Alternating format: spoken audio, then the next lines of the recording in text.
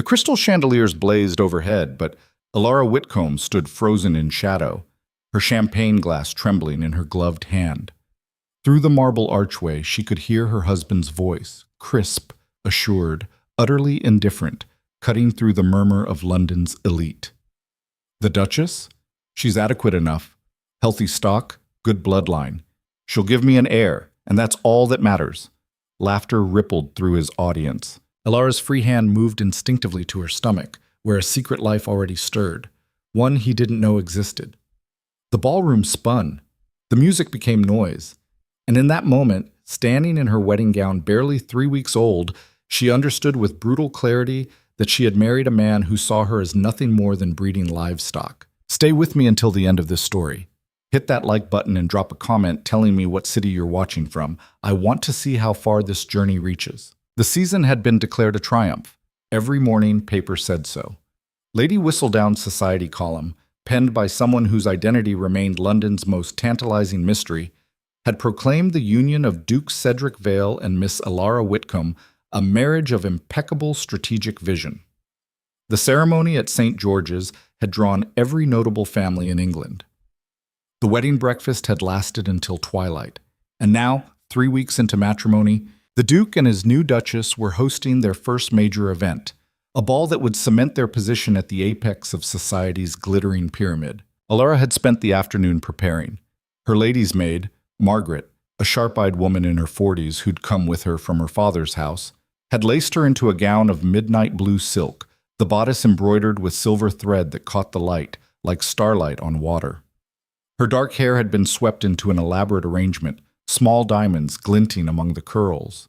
"You look every inch a duchess," Margaret had said, her tone carrying something that might have been approval or might have been pity. Alara had studied her reflection. The woman looking back at her appeared serene, elegant, untouchable, everything a duke's wife should be, everything she'd been trained to become since childhood. "Do you think he'll be pleased?" she'd asked, and hated herself immediately for asking. Margaret's hands had stilled on her shoulders. "Does it matter, my lady?" The question had lodged itself somewhere under Alara's ribs, but there'd been no time to examine it. The first guests were arriving. Now, 2 hours into the ball, Alara moved through the crowd with practiced grace, accepting compliments, making small talk, playing her role with the precision of an actress who'd rehearsed every line. Lord Pemberton complimented her taste in music. Lady Somerset praised the refreshments.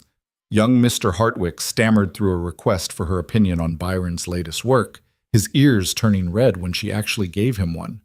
She was good at this. She'd always been good at this. Her mother had died when Alara was 12, leaving her to be raised by a father whose primary concern was marrying her well enough to restore their family's declining fortunes. There had been governesses, tutors, endless lessons in deportment and conversation.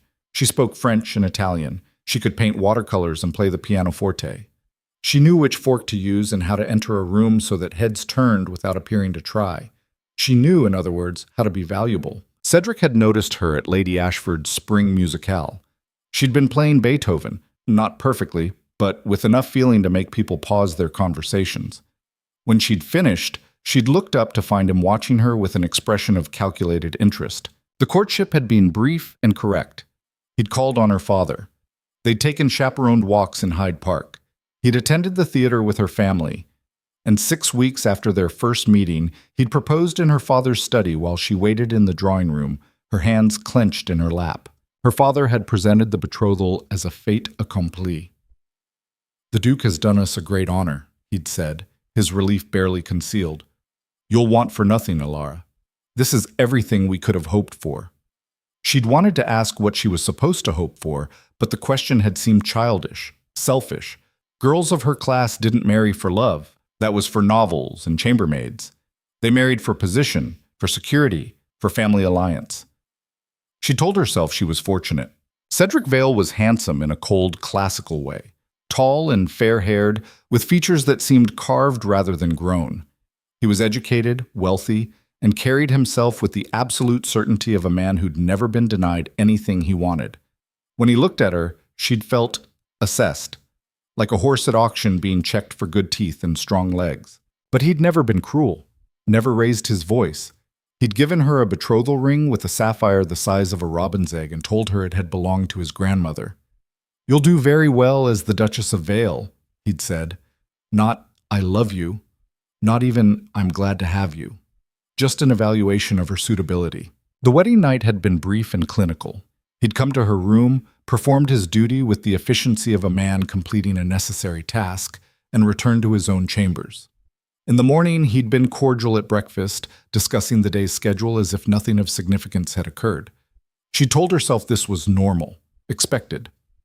Her married friends had hinted at worse. The ball swirled around her. The orchestra played Vivaldi. Couples danced in careful formation, their movements as choreographed as their lives. Alara caught sight of Cedric across the room, deep in conversation with Lord Ashworth and several other men whose names she was still learning. He looked comfortable, commanding. This was his world. He'd been born into it, raised for it. She was still learning the steps. "Duchess, you must forgive my wife's absence," Mrs. Hartwell was saying, pulling Alara's attention back. "She's indisposed this evening, but she sends her warmest regards." "Please tell her I hope she feels better soon," Alara replied automatically. "Oh, it's nothing serious, just the usual delicate condition, you understand." Mrs. Hartwell's smile turned conspiratorial. "Though I'm sure you'll be making a similar announcement before long. It's a wife's most important duty, after all." The words hit like a slap, though Mrs. Hartwell's expression remained warm and expectant. "Indeed," Alara managed, her smile never wavering. But inside, something twisted, because Mrs. Hartwell was right, in a sense, and she was also already too late. Alara was pregnant. She'd suspected it for a week before the wedding, confirmed it 2 days after. The morning sickness had started almost immediately, vicious and unrelenting, though she'd become adept at hiding it. Margaret knew, of course. Margaret knew everything, but no one else. Not even Cedric. She'd meant to tell him, had rehearsed the words a dozen times, but something had stopped her each time she'd tried. Some instinct she couldn't quite name. And now, watching him hold court across the ballroom, she felt that instinct sharpen into something almost like dread. The evening wore on. Alara's feet ached in her silk slippers. Her face hurt from smiling. She'd lost track of how many hands she'd shaken, how many curtsies she'd accepted, how many times she'd been told how fortunate she was. Finally, blessedly, there was a break in the crowd. The next dance was forming, and most of the guests had moved toward the floor or the refreshment tables. Alara found herself near one of the tall windows overlooking the garden, momentarily alone. She pressed her fingers against the cool glass, letting herself have 30 seconds of silence. That's when she heard the voices. The small drawing room adjacent to the ballroom was supposed to be closed for the evening, but the door stood slightly ajar. And through that gap came the unmistakable sound of men's laughter and the clink of crystal, brandy being poured, cigars being lit. Cedric's voice rose above the others, clear and carrying. "All hand-wringing, Thompson. You're overthinking it." "Easy for you to say," another voice replied. Lord Thompson, Alara thought, though she wasn't certain. "You managed to secure a wife in 1 season. Some of us have been looking for years. Because you're looking for the wrong things." Cedric's tone was amused, almost condescending. "Marriage isn't complicated if you approach it properly." "Oh? And what's the proper approach, Vale?" This from an older voice, Lord Ashworth, definitely. "Simple. Determine your requirements. Find a candidate who meets them. Negotiate terms. It's no different than any other business arrangement." Someone laughed. "Bit cold, don't you think?" "Practical," Cedric corrected. "Romance is for poets and fools. A wise man chooses his duchess the way he'd choose his solicitor, based on qualifications and reliability." Alara's hand had moved away from the window. Her entire body had gone still. "And the new duchess?" Lord Thompson asked. "She meets your exacting standards?" There was a pause, the sound of brandy being sipped. "The duchess?" Cedric's voice was thoughtful, assessing. "She's adequate enough. Good bloodline. Her mother's family has connections to the Devonshires, though her father's fortune has seen better days. She's reasonably accomplished, plays the pianoforte tolerably well, speaks enough French to manage social situations." "High praise indeed," someone muttered, drawing chuckles. Cedric continued as if he hadn't heard. "More importantly, she's young, healthy stock. The physician I consulted confirmed no family history of madness or consumption. Her mother bore 3 children without complication before she died. Alara's vision was tunneling. The voices seemed to be coming from very far away. "She'll give me an heir," Cedric said, his tone as casual as if he were discussing the weather. "That's all that matters. The rest, affection, companionship, all that romantic nonsense is irrelevant. A man in my position doesn't need a soulmate. He needs a broodmare who knows which fork to use at dinner." The laughter that followed was loud enough to echo. "Bit harsh, Vale," Lord Ashworth said, though he was chuckling. Lord Ashworth. "Honest," Cedric replied, "which is more than most men are willing to be. You all talk of love and partnership, but look at your own marriages. How many of you genuinely enjoy your wives' company? How many would choose to spend time with them if society didn't require it?" Silence. Then more uncomfortable laughter. "At least I'm clear-eyed about the arrangement," Cedric went on. "Miss Whitcomb, the Duchess, understood what she was agreeing to. She gets security, status, and a generous allowance. I get an heir and a hostess who won't embarrass me at dinner parties. Everyone benefits." "And if she wants more?" someone asked. "More than being a duchess." Cedric's laugh was short and sharp. "She won't. Women of her class are raised for exactly this. They know their purpose. As long as I provide for her materially and don't beat her, she'll have no grounds for complaint. And if she's unhappy, well, that's what music rooms and needlepoint are for." Alara's hand was on her stomach now, pressing against the silk of her gown, pressing against the secret growing there. His heir, that's what he'd called it. Not their child, not even his child. His heir. The voices continued, but she'd stopped processing words. There was a roaring in her ears like ocean waves, and her legs had gone numb beneath her. She turned mechanically, moving away from the drawing room, away from those voices. She walked through the ballroom as if nothing had happened, her smile perfectly in place, nodding to guests whose faces blurred together like watercolors in rain. She found herself in the ladies' retiring room, a small chamber set aside for women to repair their appearances. It was empty. She locked the door. For a long moment, she just stood there, staring at her reflection in the gilded mirror. The elegant stranger staring back looked exactly as she had an hour ago, poised, composed, every inch a duchess. But inside, something had shattered so completely she wondered if she'd ever put it back together. Adequate. Healthy stock. Broodmare. The words circled in her mind like carrion birds. She'd known her marriage wasn't a love match. She'd accepted that. But she'd told herself there might be respect eventually. Companionship, perhaps. She'd imagined, foolishly she saw now, that they might grow fond of each other over time. She'd never imagined being discussed like livestock. Margaret had asked if Cedric's approval mattered, and Alara had deflected. But the answer was yes. Of course it mattered. Because despite everything, despite the coldness and the clinical efficiency, she'd wanted to believe she was more than a transaction to him. She'd wanted to believe she was a person. The tears came without permission, hot and furious. She pressed her hands over her mouth to muffle the sound, her body shaking with the effort of keeping quiet. When had she become so small? When had she trained herself to want so little that basic human dignity felt like asking for the moon? Her whole life, maybe. All those lessons in being acceptable, appropriate, adequate. All those years of learning to make herself valuable by making herself convenient. She thought of her mother, who died when Alara was 12.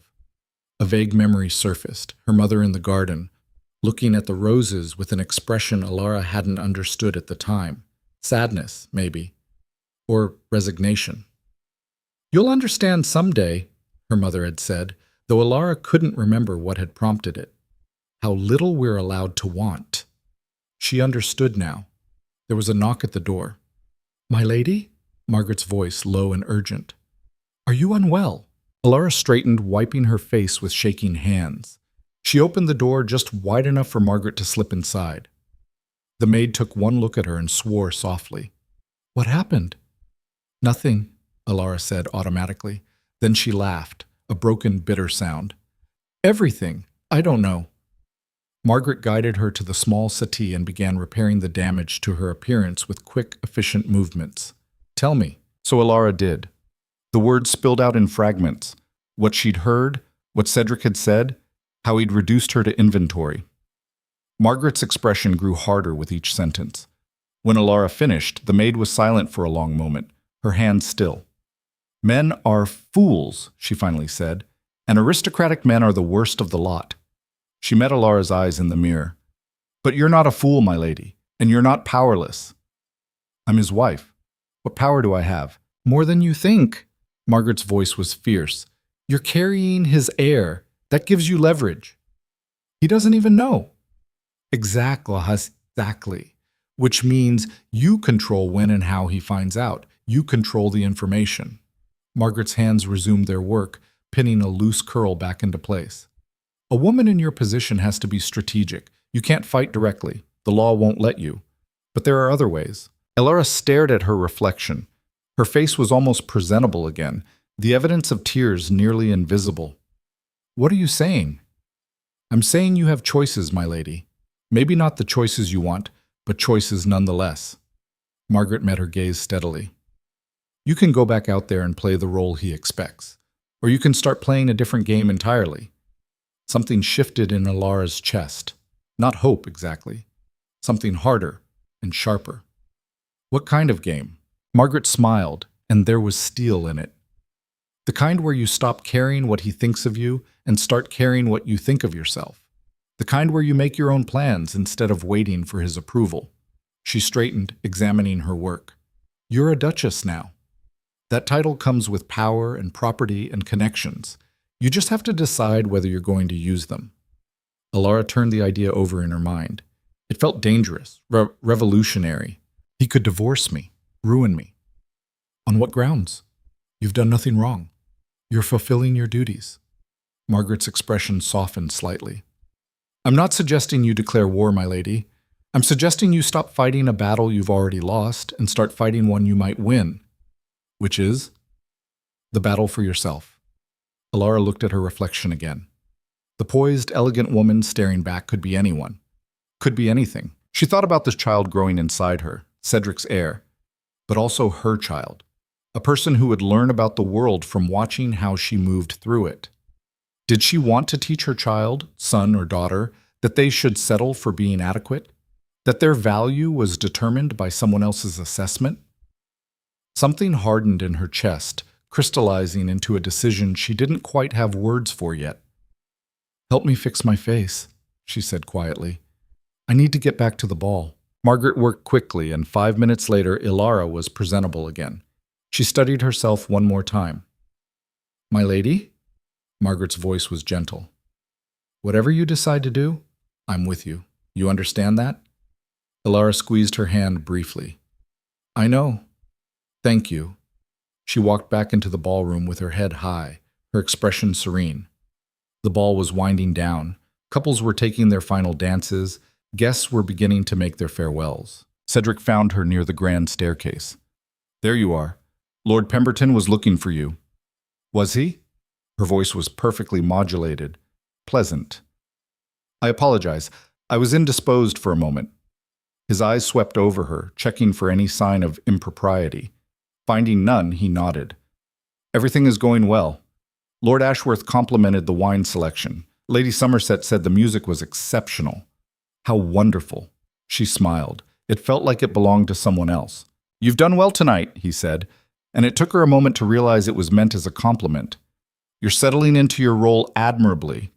Adequate, she thought, like a trained horse that's learned its paces. Thank you, she said aloud. He'd already turned away, moving toward another group of departing guests.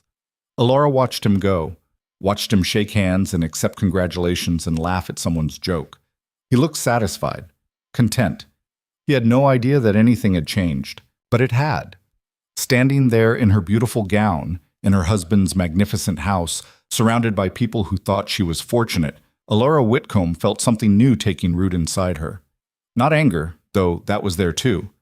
Not grief, though she felt that as well. This was something colder, more deliberate. This was clarity.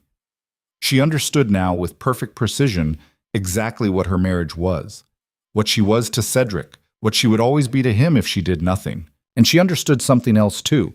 She didn't have to accept it. The wheels in her mind were already turning, though she couldn't see the full picture yet. Margaret was right. She had more power than she'd realized. Not the same kind of power Cedric had, but power nonetheless. She was the Duchess of Vale. That meant something. Meant connections, influence, resources. It meant choices. The last guest departed near midnight. Cedric accompanied the final group to their carriages, playing the perfect host until the end. Alara stood in the entrance hall, accepting final compliments and farewells, her smile never wavering. When they were finally alone, Cedric turned to her with something approaching approval. A successful evening. You managed well. Thank you. She inclined her head politely. I'll see you at breakfast. He was already moving toward his study. I have correspondence to attend to. Of course. He paused at the study door, looking back at her with an expression she couldn't quite read. You're learning quickly, Alara. I'm pleased. Then he was gone, the study door closing behind him. Alara stood alone in the vast entrance hall, surrounded by the remnants of the evening, wilting flowers, empty champagne glasses, the faint scent of perfume and candle wax. Margaret appeared from the shadows. Shall I help you to bed, my lady? Yes, Alara said. But as they climbed the grand staircase together, her mind was racing ahead, turning over possibilities like cards in a deck. In her chambers, Margaret helped her out of the blue silk gown and into her nightdress. Neither spoke. There was nothing more to say, not yet. But when Alara was finally alone, lying in the enormous four-poster bed that had belonged to Cedric's mother and grandmother, she didn't sleep. Instead, she thought. She thought about her father, who'd traded her for financial stability and social standing. She thought about Cedric, who'd married her like he'd purchased a broodmare. She thought about all the women she'd known who'd made similar bargains, who'd smiled through similar revelations, who'd learned to want less and less until they wanted nothing at all. And she thought about the child inside her, still tiny, still secret, but undeniably real. What life do I want for you? She asked silently. What world? Not this one. Not this pattern of transaction and assessment and reduction. Something different, something better, but how? The question circled in her mind for hours, and dawn was breaking before she finally slept. But even as exhaustion pulled her under, a plan was beginning to form, still shapeless, still uncertain, but unmistakably there. She didn't know all the steps yet, didn't know exactly how to execute it, but she knew one thing with absolute certainty. She was done being adequate. She was done being stock. She was done being less than human in her own marriage. Cedric Vale had made a mistake tonight, though he didn't know it yet. He'd shown her exactly what he thought of her, and in doing so he'd freed her from the last vestiges of hope that had kept her compliant. She had no illusions now, no expectations of affection or respect, which meant she had nothing left to lose. And a woman with nothing to lose, Alara was beginning to realize, could be very dangerous indeed. The morning came gray and cold. Alara woke to Margaret drawing back the curtains, her expression carefully neutral. The Duke has already breakfasted and gone out, my lady. He left word that he'll return this afternoon. I see. Alara sat up slowly, her hand moving to her stomach. The nausea was already rising. Just tea this morning, please. And perhaps some dry toast. Margaret's eyes flickered with understanding, but she simply nodded. Of course, my lady. Alone again, Alara rose and moved to the window. Below, the London streets were already busy. Carriages rattling past, merchants calling their wares, the city waking to another day. Somewhere out there was her old life, her father's house, the governesses and tutors and endless lessons in being acceptable. And here was her new life. This enormous house, this title, this marriage, this cage lined with silk and sapphires. She pressed her palm against the window, feeling the cold glass beneath her skin. I will not stay here, she thought. Not like this. The plan was still forming, still taking shape, but the foundation was solid. She would learn everything she could about Cedric's estates, his finances, his connections. She would smile and play her role while building her own network of allies and information. She would give him his heir, because that child was hers too, and she would not be separated from her own baby. But she would not give him herself. Not anymore.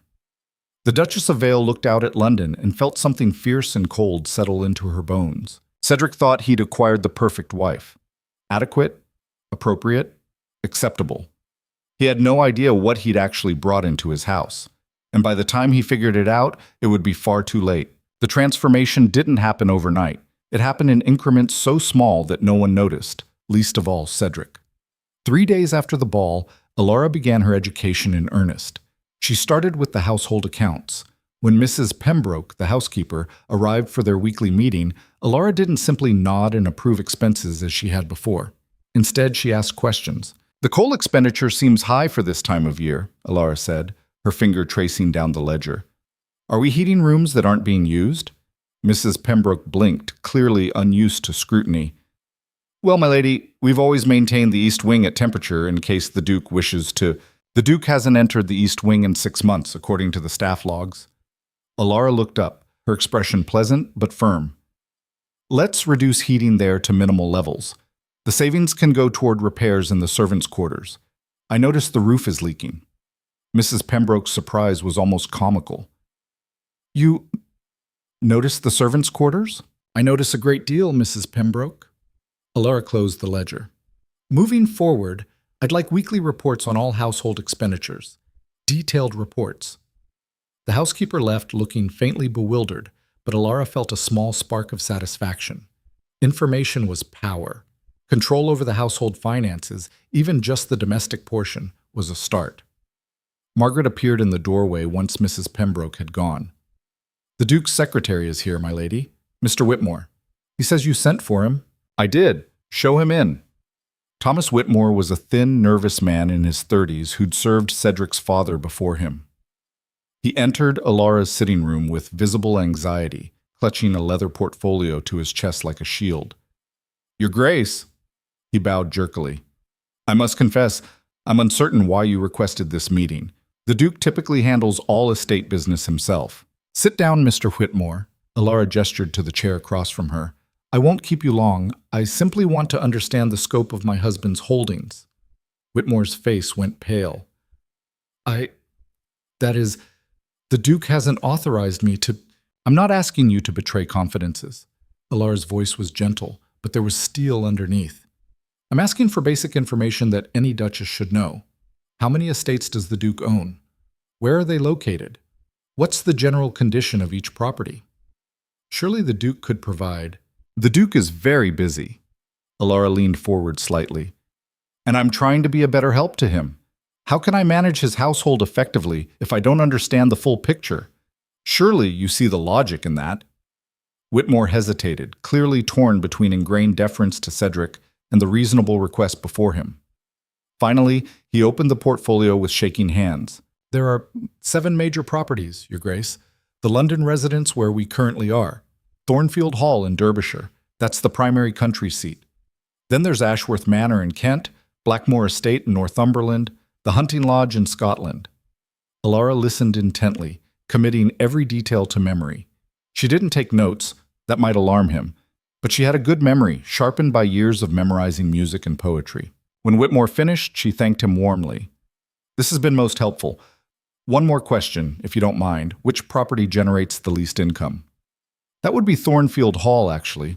It's been somewhat neglected in recent years. The Duke prefers London, and the estate manager passed away 2 years ago. A replacement hasn't been appointed." "I see." Alara stood, signaling the meeting's end. "Thank you, Mr. Whitmore. I appreciate your time." After he left, she sat quietly, thinking. Thornfield Hall. Neglected. No estate manager. In Derbyshire. Far from London. The seed of a plan began to sprout. That evening, Cedric came to her chambers. It was Thursday. He visited on Tuesdays and Thursdays with the regularity of a man keeping an appointment. Alara had learned to prepare herself mentally, to disconnect her mind from her body, to endure without complaint. Tonight was no different, except that as he moved over her in the dark, performing his duty with mechanical efficiency, she found herself studying him with cool detachment. This was the man who'd called her adequate, who'd compared her to livestock, who believed her purpose began and ended with producing an heir. He had no idea that heir was already growing inside her. When he finished and withdrew, preparing to return to his own rooms as always, she spoke. "Cedric." He paused, clearly surprised. She rarely initiated conversation during these encounters. "Yes?" "I've been thinking." She kept her voice soft, carefully modulated. "About the estates." "The estates?" He was pulling on his dressing gown, his back to her. "I spoke with Mr. Whitmore today. He mentioned that Thornfield Hall has been without an estate manager for some time. Cedric turned, his expression wary. Did he? I wasn't prying. She sat up, pulling the sheet around herself. I simply wanted to better understand your holdings, to be more useful to you. His wariness eased slightly. Thornfield is a minor concern. The income it generates is negligible compared to the other properties. Still, a property without proper management tends to deteriorate. And I understand Thornfield was your family's original seat. It was. He moved toward the door, clearly ready to end this conversation. What of it? I thought perhaps... She let herself sound hesitant, uncertain. If you're too busy to attend to it yourself, I might go there, assess the situation, perhaps hire a new manager, only if you think it appropriate, of course. Cedric stopped, his hand on the doorknob. For a long moment, he was silent. You want to go to Derbyshire? Only if it would help you. She was playing her role perfectly, the dutiful wife, eager to assist. I thought it might be useful, and the London season will be ending soon. Many families retire to the country for the summer. He studied her, his expression calculating. She could see him weighing the proposal, looking for pitfalls. It would get you out of London, he said slowly. And truthfully, Thornfield does need attention. The tenants have been complaining about roof repairs. Then I could be useful there. She smiled, making it warm and hopeful. I'd send you regular reports, of course, and return whenever you required it. The hook was baited perfectly. He'd get her out of London, out of his way, while she ostensibly performed a service for him. It appealed to his sense of efficiency. I'll consider it, he said finally. We can discuss details later. Then he was gone, the door clicking shut behind him. Alara lay back against the pillows, her heart pounding. The first move had been made. Over the following weeks, she worked methodically. She cultivated relationships with the other duchesses and influential ladies, not through obvious maneuvering, but through quiet competence. When Lady Ashworth needed recommendations for a new governess, Alara provided 3 excellent candidates. When Mrs. Hartwell was organizing a charity musicale, Alara volunteered her time and secured donations from several wealthy merchants her father had known. She became known as gracious, helpful, reliable. The kind of duchess who remembered birthdays and asked after sick relatives. The kind who could be counted on. All the while she was building a network, learning who owed favors to whom, understanding the invisible architecture of power that ran beneath society's glittering surface. And she was careful, so careful, to remain exactly what Cedric expected. Pleasant at dinner, appropriately dressed, never demanding his time or attention. The perfect, adequate wife.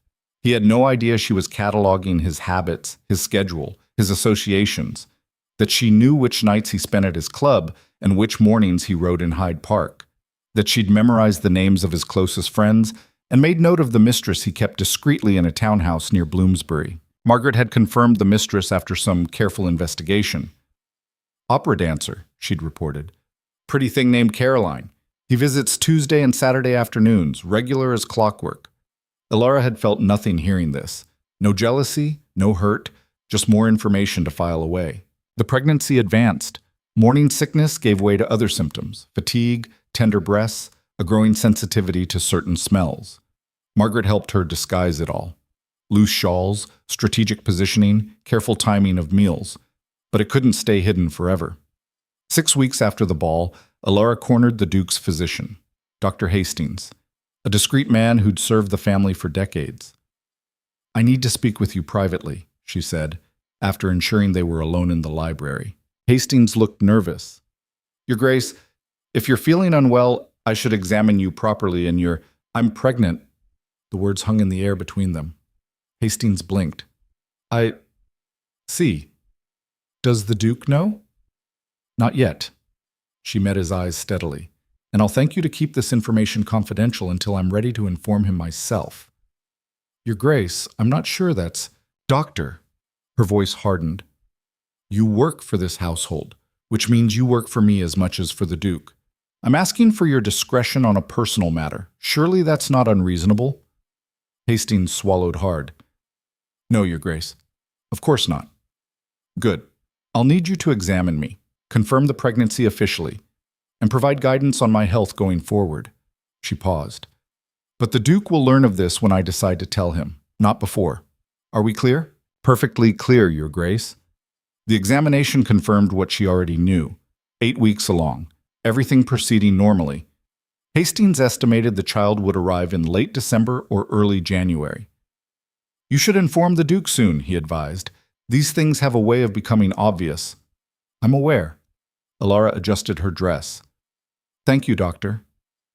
That evening, she sat in her chambers with Margaret, discussing the next steps. You can't hide it much longer, Margaret said bluntly. Another month? Maybe 2 if you're lucky. Then it'll show no matter what you wear. I know. Alara stared out the window at the London streets below. Which is why I need to move forward with the Thornfield plan. The Duke approved it? He will. He's been mentioning it himself lately, how convenient it would be to have me handle the estate while he focuses on Parliament. She smiled thinly.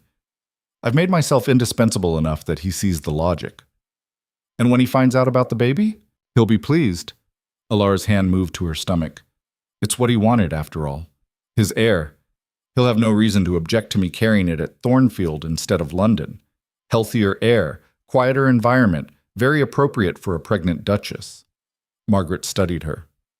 You've thought this through. I think about little else. 3 days later, Cedric summoned her to his study.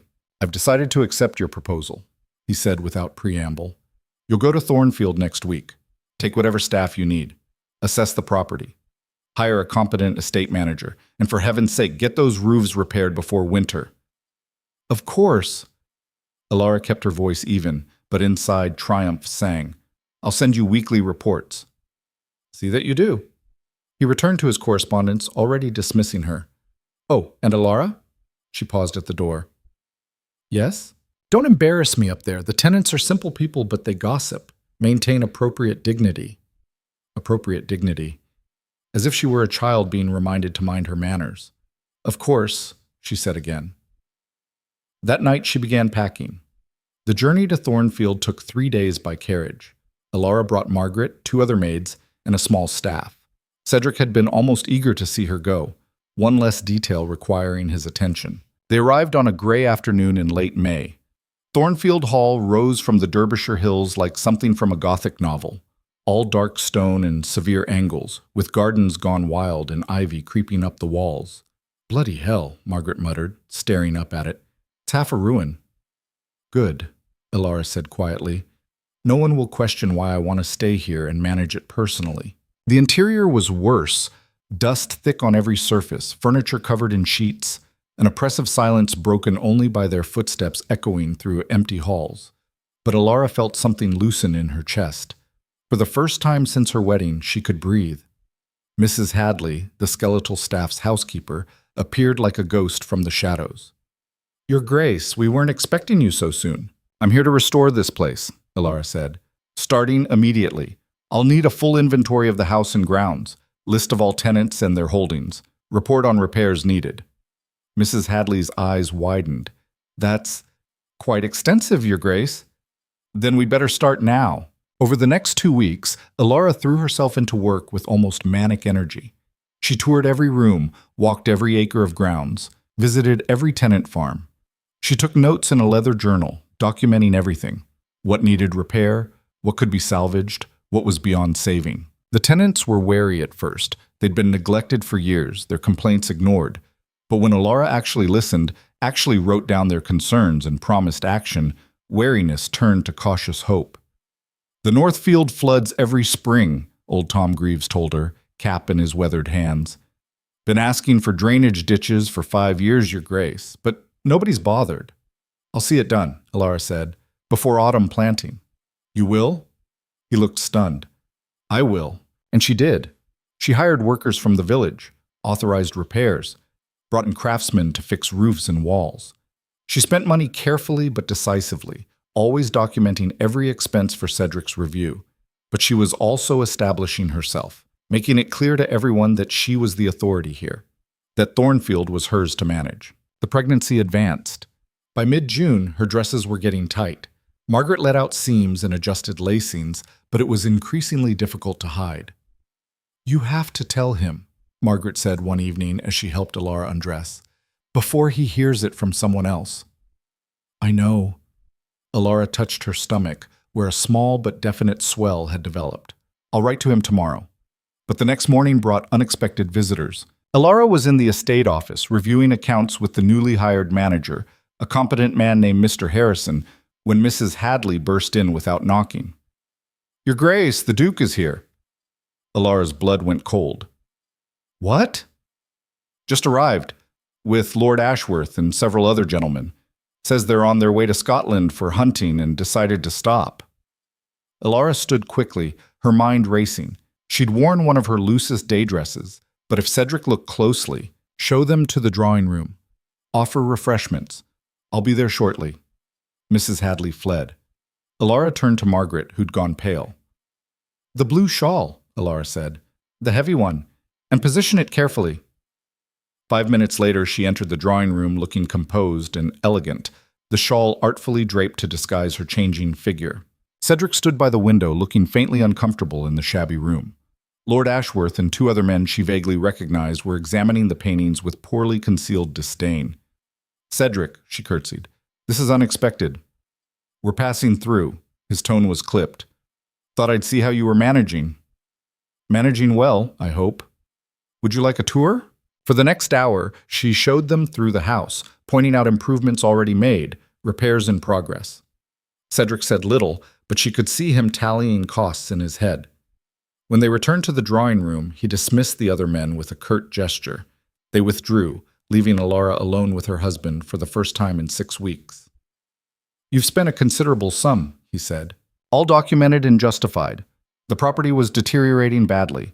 Another year without intervention, and you'd have lost half the tenant income. He grunted, neither approval nor disapproval. Then his eyes swept over her, clinical and assessing. You look different. Her heart hammered. Country air agrees with me. He stepped closer, and she forced herself to remain still. Are you well? You seem fuller. This was it, the moment she'd been dreading and planning for. I'm pregnant. The words dropped like stones. Cedric went very still. What? Pregnant. About 3 months along. Dr. Hastings confirmed it before I left London. His expression cycled through surprise, calculation, and something that might have been satisfaction. You're certain? Quite certain. And you didn't think to inform me immediately? His voice had an edge now. I wanted to be sure. She met his eyes steadily. And I knew you'd prefer I handle it discreetly until it was undeniable. He studied her, looking for defiance or deception. She gave him neither, just calm competence. Finally, he nodded. This is good news. An heir. Not congratulations, not concern for her health, just acknowledgement of successful breeding. Yes, she said. An heir. You'll return to London immediately, of course. You should be under proper medical supervision. Actually, I thought I'd remain here. She kept her voice reasonable. Dr. Hastings said country air would be healthier for the pregnancy, less stress, better food. And I'm doing important work here. Surely I can continue while carrying the child. Cedric frowned. It's highly irregular. So is a duchess managing an estate personally. But I'm doing it well, am I not? The tenants are happier. The property is improving. Income will increase. She paused. Unless you'd prefer I return to London and leave all this unfinished? He was trapped by his own pragmatism. Bringing her back would mean either abandoning Thornfield's restoration or handling it himself. And he had no interest in either. You'll have a physician nearby, he said finally, and you'll send me weekly reports on your health as well as the estate. Of course. And you'll return to London for the birth. The heir will be born in the Vale townhouse, not some country backwater. Naturally. She had no intention of fighting that battle yet. He relaxed slightly, satisfied that he'd maintained control. Well, this is good news indeed. My mother will be pleased. I'm sure she will. He left the next morning with his hunting party, pausing only to give her a perfunctory kiss on the cheek and remind her to rest adequately. When the carriages disappeared down the drive, Alara sagged against the doorframe. Margaret appeared at her elbow. Well, that went better than expected. He doesn't suspect anything. Alara's hand went to her stomach. He thinks I'm still his obedient little broodmare, content to carry his heir in exile. Aren't you? Margaret asked quietly. Alara looked out on the wild gardens, the crumbling walls, the vast Derbyshire landscape stretching beyond. This place was hers now, in a way London had never been. Here, she had authority, purpose, space to breathe. I'm carrying his child, she said slowly, but I'm not doing it for him anymore. I'm doing it for myself, for this baby who deserves a mother with some goddamn self-respect. Margaret smiled. There's the Duchess I was hoping for. Over the following months, Alara transformed both Thornfield and herself. The estate blossomed under her management, fields properly drained, roofs repaired, tenants prospering. She hired a full staff, established routines, created systems that ran smoothly without constant supervision. And she carved out a life that was entirely her own. She read books Cedric would have considered frivolous, philosophy, poetry, scandalous novels. She walked the grounds daily, her hands on her growing belly, talking to the child inside about the world she wanted to build. She ate when she was hungry and slept when she was tired, following her body's rhythms instead of society's schedule. She became someone new, someone harder and clearer and infinitely more dangerous than the frightened bride who'd left London. The letters came weekly, Cedric's instructions and criticism, her dutiful reports. She played the game perfectly, telling him exactly what he wanted to hear while revealing nothing that mattered. But in September, everything shifted. A letter arrived that wasn't from Cedric. It was from Lady Ashworth, written in a shaky hand. My dear Duchess, I hope this letter finds you well. I'm writing with news that may distress you. There are rumors circulating in London regarding the Duke and a certain young woman, a Miss Caroline Porter. The gossip has become quite pointed. I thought you should know, as a friend, before it reaches your ears through less kind channels.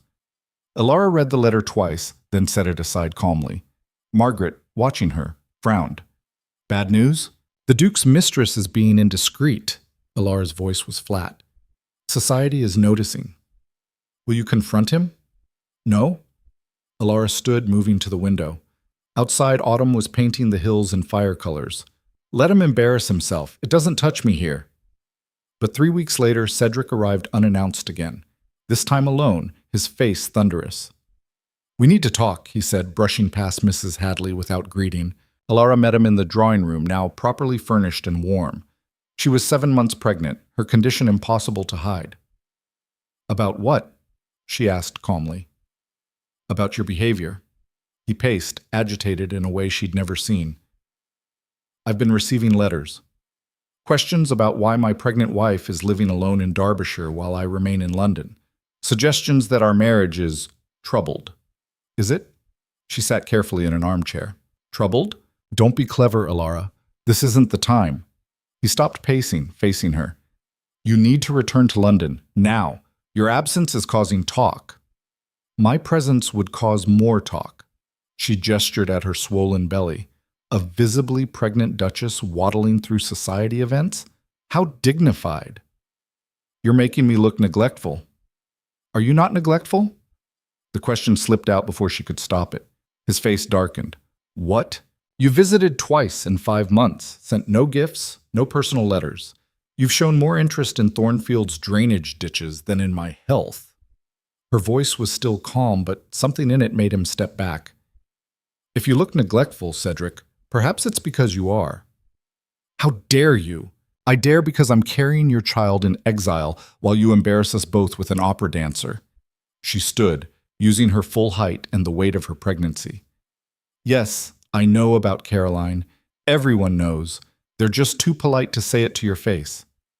Cedric's face had gone white, then red. You have no right to question my...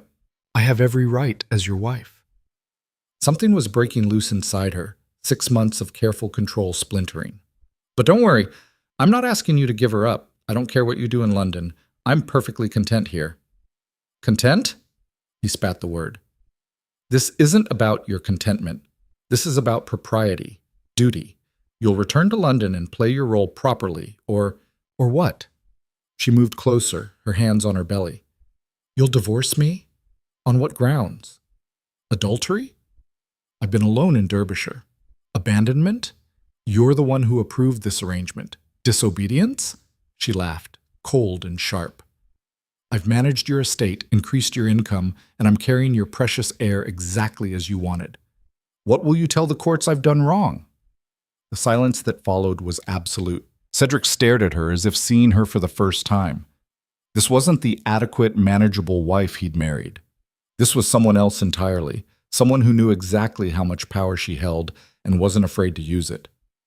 "Who are you?" he asked quietly. "I'm the Duchess of Vale." Her voice was steel wrapped in silk. "The woman you married. The woman you discussed like livestock at your ball. The woman who heard every word you said about her and decided she'd had quite enough of being adequate." His face went ashen. "You heard?" "Every word." She smiled, and it had teeth. "Did you think I wouldn't? Did you think I'd just accept being called a broodmare and smile through it?" "Alara, Your Grace," she corrected. "We're not familiar enough for Christian names, I think." He reached for her, whether in anger or appeal she didn't know, but she stepped back smoothly. "Don't touch me." Her voice cracked like a whip, and he froze. They stood there, two people who'd made vows and shared a bed, staring at each other across an unbridgeable divide. Finally, Cedric's hands dropped to his sides. "What do you want?" he asked, and he sounded lost. "I want you to leave," Alara said. "I want to have this baby in peace, and I want you to stop pretending you care about anything except your heir. That's not fair." "Fair." The word came out harsh. "You want to discuss fairness? You married me for breeding stock, Cedric. You've gotten exactly what you paid for. But you don't get my heart, too. You don't get my affection or my forgiveness or my company. You get an heir and a well-managed estate. That's the transaction. That's all it ever was." She could see him struggling, trying to find an argument, a command, some way to reassert control. He found nothing. "I'll return to London," he said finally, his voice hollow. "But this conversation isn't over." "Yes," Alara said quietly. "It is." He left that evening, riding hard toward town with fury in every line of his body. Alara watched from the window until he disappeared, then sank into her chair, shaking. Margaret rushed in. "My lady, are you—" "I'm fine," but her hands trembled as she pressed them against her belly.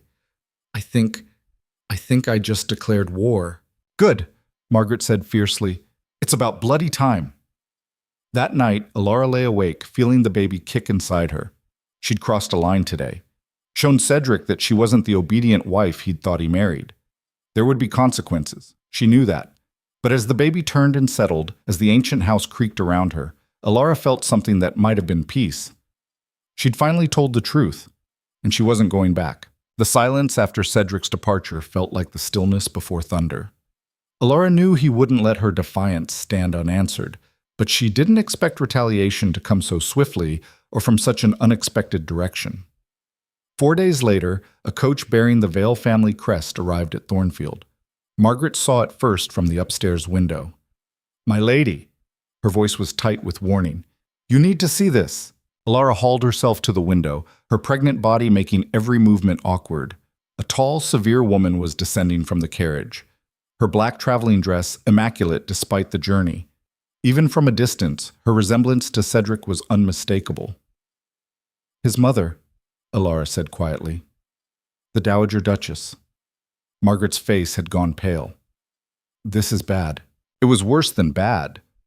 The Dowager Duchess Catherine Vale was a legend in society, a woman who'd ruled her household with iron precision, who'd survived 3 difficult births to give her husband 2 sons and a daughter, who'd never once been caught in a scandal or an inappropriate emotion. She was everything an aristocratic woman was supposed to be, and she had the spine of a general. Alara had met her exactly twice, once at the betrothal announcement, once at the wedding. Both times, Catherine had looked at her with eyes like a jeweler assessing a questionable stone. "Get my gray dress," Alara said. "The high-necked one, and help me look as dignified as possible." "You look 8 months pregnant. There's only so much dignity available." "Then we'll have to make do." 10 minutes later, Alara descended the stairs to find Catherine Vale standing in the entrance hall, examining the newly hung paintings with the expression of someone finding mold on bread. "Dowager Duchess." Alara curtsied as deeply as her condition allowed. "This is an unexpected honor." "Is it?" Catherine's voice was cut glass. "We need to speak, privately." They settled in the drawing room. Catherine choosing the best chair with the unconscious authority of someone who'd never questioned her right to the best of anything. Alara lowered herself carefully onto the settee, very aware of her swollen ankles and the faint ache in her back. Catherine didn't waste time on pleasantries. My son came to see me 3 days ago. He was distraught. Was he? Don't be pert, girl. It doesn't suit you. Catherine's eyes were chips of ice. He told me about your conversation, about what you said to him. Did he tell you what he said to me 6 months ago at our ball? He mentioned that you overheard something you shouldn't have, that you've been nursing a grudge like a petulant child ever since. The words hit like slaps, but Alara kept her face composed. Is that how he characterized it? A grudge? What else would you call it? Hiding away in the country, making him look neglectful, refusing your duties as his wife? I've refused nothing. Alara's voice stayed level with effort. I've managed his estate, improved his income, and I'm carrying his heir. What duty have I neglected? The duty of respect, obedience, a wife's proper submission to her husband's authority. Catherine leaned forward. You seem to have forgotten your place, Lady Alara. Duchess, Alara corrected softly. I'm the Duchess of Vale, and my place is wherever I choose to stand. Catherine's face hardened. You're a foolish girl playing at independence. Do you have any idea what you're risking? Your reputation, your security, your child's future? My child's future is exactly what I'm protecting. Alara's hand moved to her belly. I won't raise a son to think of women as livestock. I won't raise a daughter to believe her only value is in breeding and silence. Romantic nonsense. This is the world we live in. Fighting it only hurts you. Does it? Alara met her eyes. Or does accepting it hurt more slowly? For a moment, something flickered in Catherine's expression, something that might have been recognition or regret, but it vanished as quickly as it came. You'll return to London with me, Catherine said. Today.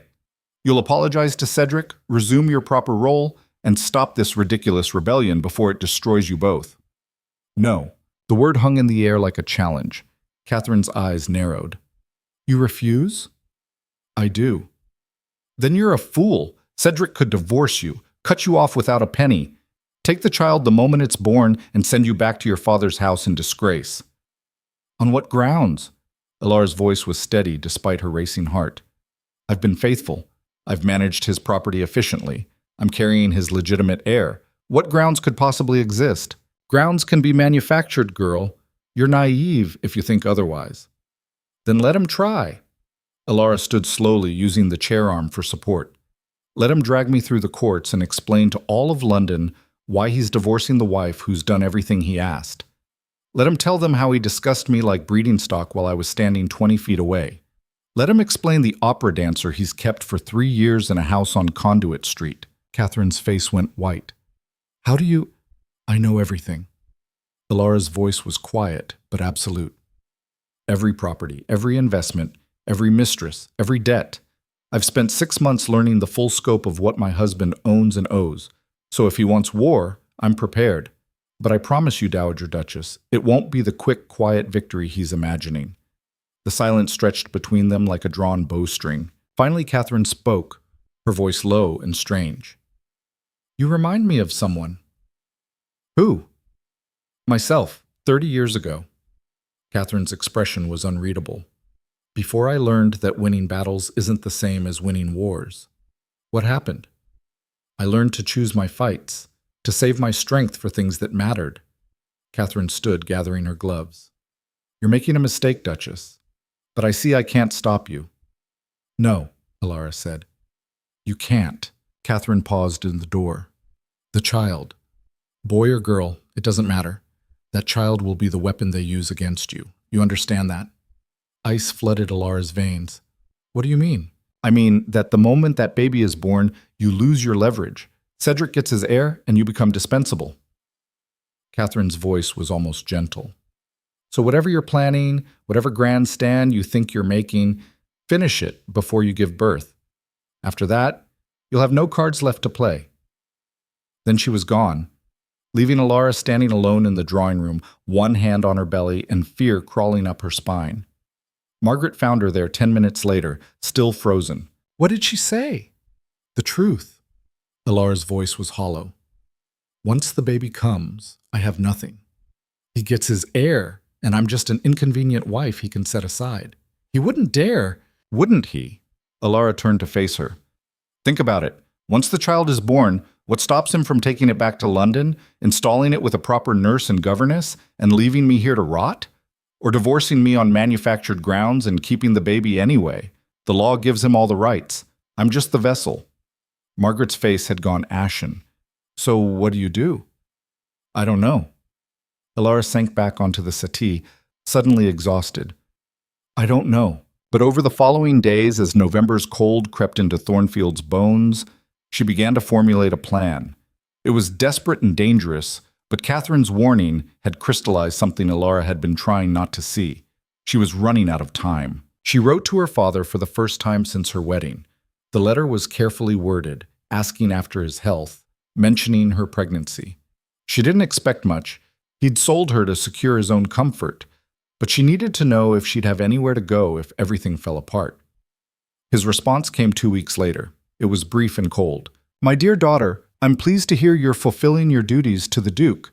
Your mother would be proud. As for your questions about visiting, I think it best you remain with your husband's family. My health is poor, and I've taken a companion to help manage the household. There wouldn't be room for extended visits. Your loving father. The message was clear. She'd been married off, and there was no going back. Alara burned the letter in the fireplace and watched the paper curl into ash. She wrote to Lady Ashworth next, carefully feeling out whether she still had allies in London. The response was warmer, but cautious. Dearest Duchess, how wonderful to hear from you. London is dreadfully dull without your presence. I do hope you're well and that the country air agrees with you. There's been such talk about your situation, some of it quite unkind, I'm afraid. But you have friends here who remember your grace and competence. Should you need anything, you must let me know. Your devoted friend, Catherine Ashworth. Friends, but not quite committed ones. No one wanted to choose sides in a marital dispute between a duke and duchess. She was alone. The realization settled over her like snow, cold and suffocating and inescapable. December arrived with brutal cold. Alara grew enormous, her body stretched and aching. The baby kicked constantly, restless and strong. Dr. Hastings visited weekly now, his face growing increasingly concerned. You should be in London, he said after one examination. With access to the best physicians, proper facilities, I'm staying here. Alara's voice left no room for argument. Your Grace, if there are complications, then you'll handle them. That's why you're being paid. Hastings left looking unhappy, but he didn't argue further. The contractions started 3 weeks before Christmas. Alara was in the library, reviewing accounts, when the first pain hit. A deep, twisting cramp that stole her breath. She gripped the desk edge, waiting for it to pass. Margaret appeared in the doorway, took one look at her face, and went pale. My lady. It's too early. Alara forced the words out. It's not time yet. Babies don't follow schedules. Margaret was already moving, calling for servants. We need Dr. Hastings, now. The next hours blurred together in a haze of pain and fear. Hastings arrived, examined her with shaking hands, and confirmed what she already knew. The baby's coming, Your Grace. There's no stopping it now. It's too soon. Sometimes they come early. We'll do everything we can. Everything wasn't enough. The labor was brutal. 36 hours of agony that left Alara screaming into twisted sheets, begging for it to end, certain she was going to die. Margaret held her hand through it all, whispering encouragement that Alara couldn't hear over her own screaming. Somewhere in the middle of the second night, delirious with pain and exhaustion, Alara saw her mother standing in the corner of the room. Mama? She gasped. But it wasn't her mother. It was just shadows and fever and her mind breaking under strain. Push, Hastings was saying. Your Grace, you need to push. I can't. You can. You must. So she pushed and screamed and pushed again until something tore inside her and the pain reached a crescendo that whited out the world. Then suddenly, silence. Not the silence of death, but the silence of held breath. And then, cutting through it, a thin, furious wail. A boy, Hastings said, his voice shaking with relief. Your Grace, you have a son. They placed him on her chest, tiny and red and squalling with outrage. He had Cedric's fair hair already, but his eyes when they fluttered open were dark like hers. "Hello?" Alara whispered, her voice wrecked from screaming. "Hello, little one." He quieted at her voice, his tiny fist closing around her finger with surprising strength. Something cracked open in Alara's chest, something enormous and terrifying and absolutely uncontainable. This was love, she realized. Real love, the kind that would burn down the world to keep this small person safe. "He's perfect," Margaret breathed, tears streaming down her face. "He is." Alara couldn't look away from him. "He's perfect." Hastings was hovering, clearly wanting to take the baby for examination, but Alara held him closer. "Give us a moment." "Your Grace, there's bleeding. I need to— One moment, please." Hastings backed away, and Alara used that moment to study her son, to memorize every detail, the curve of his ears, the shape of his mouth, the way his tiny chest rose and fell with each breath. "I'm going to protect you," she whispered, "no matter what it costs. I promise." The baby yawned, showing pink gums, and Alara felt tears sliding down her face. This was what Catherine had warned her about. This was the weapon they'd use against her, this overwhelming, devastating love that made her vulnerable in ways she'd never been before. Because she'd burned Thornfield to the ground before she let anyone take this child from her. But even as the thought formed, Hastings was gently taking the baby, and Alara was fading, blood loss and exhaustion pulling her under. She tried to fight it, tried to stay conscious, but darkness was rising like a tide. "Margaret," she gasped, "don't let them." "Shh, I've got him. I promise." The last thing Alara saw before unconsciousness claimed her was Margaret's fierce face above her, the baby cradled protectively in her arms. She woke in pieces over the next day, brief moments of clarity between long stretches of darkness. Each time, the first thing she did was look for her son. Margaret always brought him, let her hold him for a few precious minutes before exhaustion dragged her under again. But on the third day, she woke fully to find the room full of winter sunlight and Cedric standing by the window. Her heart stopped. He looked terrible, unshaven, his clothes rumpled, his eyes red-rimmed. He must have ridden hard from London the moment he received news of the birth. For a long moment, neither of them spoke. Finally, Cedric turned to face her. His gaze went to the cradle beside her bed where the baby slept, wrapped in white linen. "A son," he said quietly. "Yes. Hastings says he's healthy, strong." "He is." Cedric moved closer, looking down at the sleeping infant. His expression was complicated, pride certainly, but something else underneath, something that might have been fear. "What's his name?" Cedric asked. Alara hadn't thought about it, hadn't had time or energy for anything beyond survival. "I don't know. He should be named Edward, after my father." "No." The word came out flat and final. Cedric's head snapped up. "What?" "No." Alara pushed herself up against the pillows, ignoring the way her body protested. "He's not going to be named after anyone. He's going to be his own person." "That's not how it works." "That's exactly how it's going to work." She met his eyes with absolute conviction. "His name is Thomas, after no one. Just Thomas."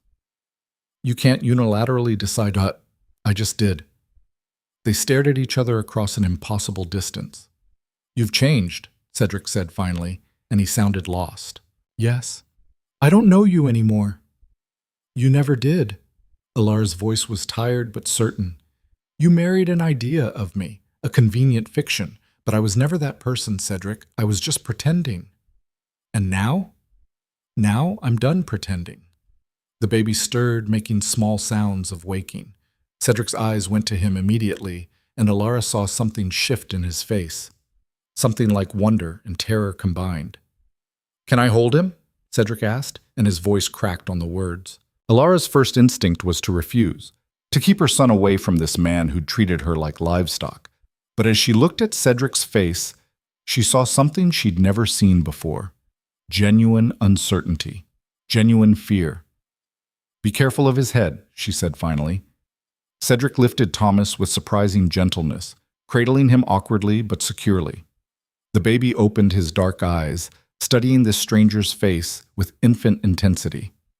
"Hello," Cedric whispered. "Hello, Thomas." And for just a moment, Alara saw what might have been. If Cedric had been different, if she'd been different, if the world had been different, a family, a real one. But then Thomas began to cry, and Cedric froze, clearly panicking. "Give him back," Alara said, reaching out. Cedric handed him over quickly, relief and disappointment warring on his face. Alara settled Thomas against her chest, and he quieted immediately, rooting for milk. "I'll leave you to feed him," Cedric said, backing toward the door. "Cedric." He stopped, not looking at her. "Catherine was right," Alara said quietly. "I have no leverage now. You have your heir. You can take him to London, divorce me, leave me here to rot. I can't stop you." Cedric turned slowly, his face unreadable. "Is that what you think I'll do?" "I don't know what you'll do. I don't know you well enough to predict it." She looked down at Thomas, nursing hungrily. "But I need you to understand something. This child, he's not a possession. He's not a chess piece or a business asset. He's a person. And if you try to use him against me, if you try to separate us, I will fight you with everything I have." "You think I'd take him from you?" Cedric's voice was strange.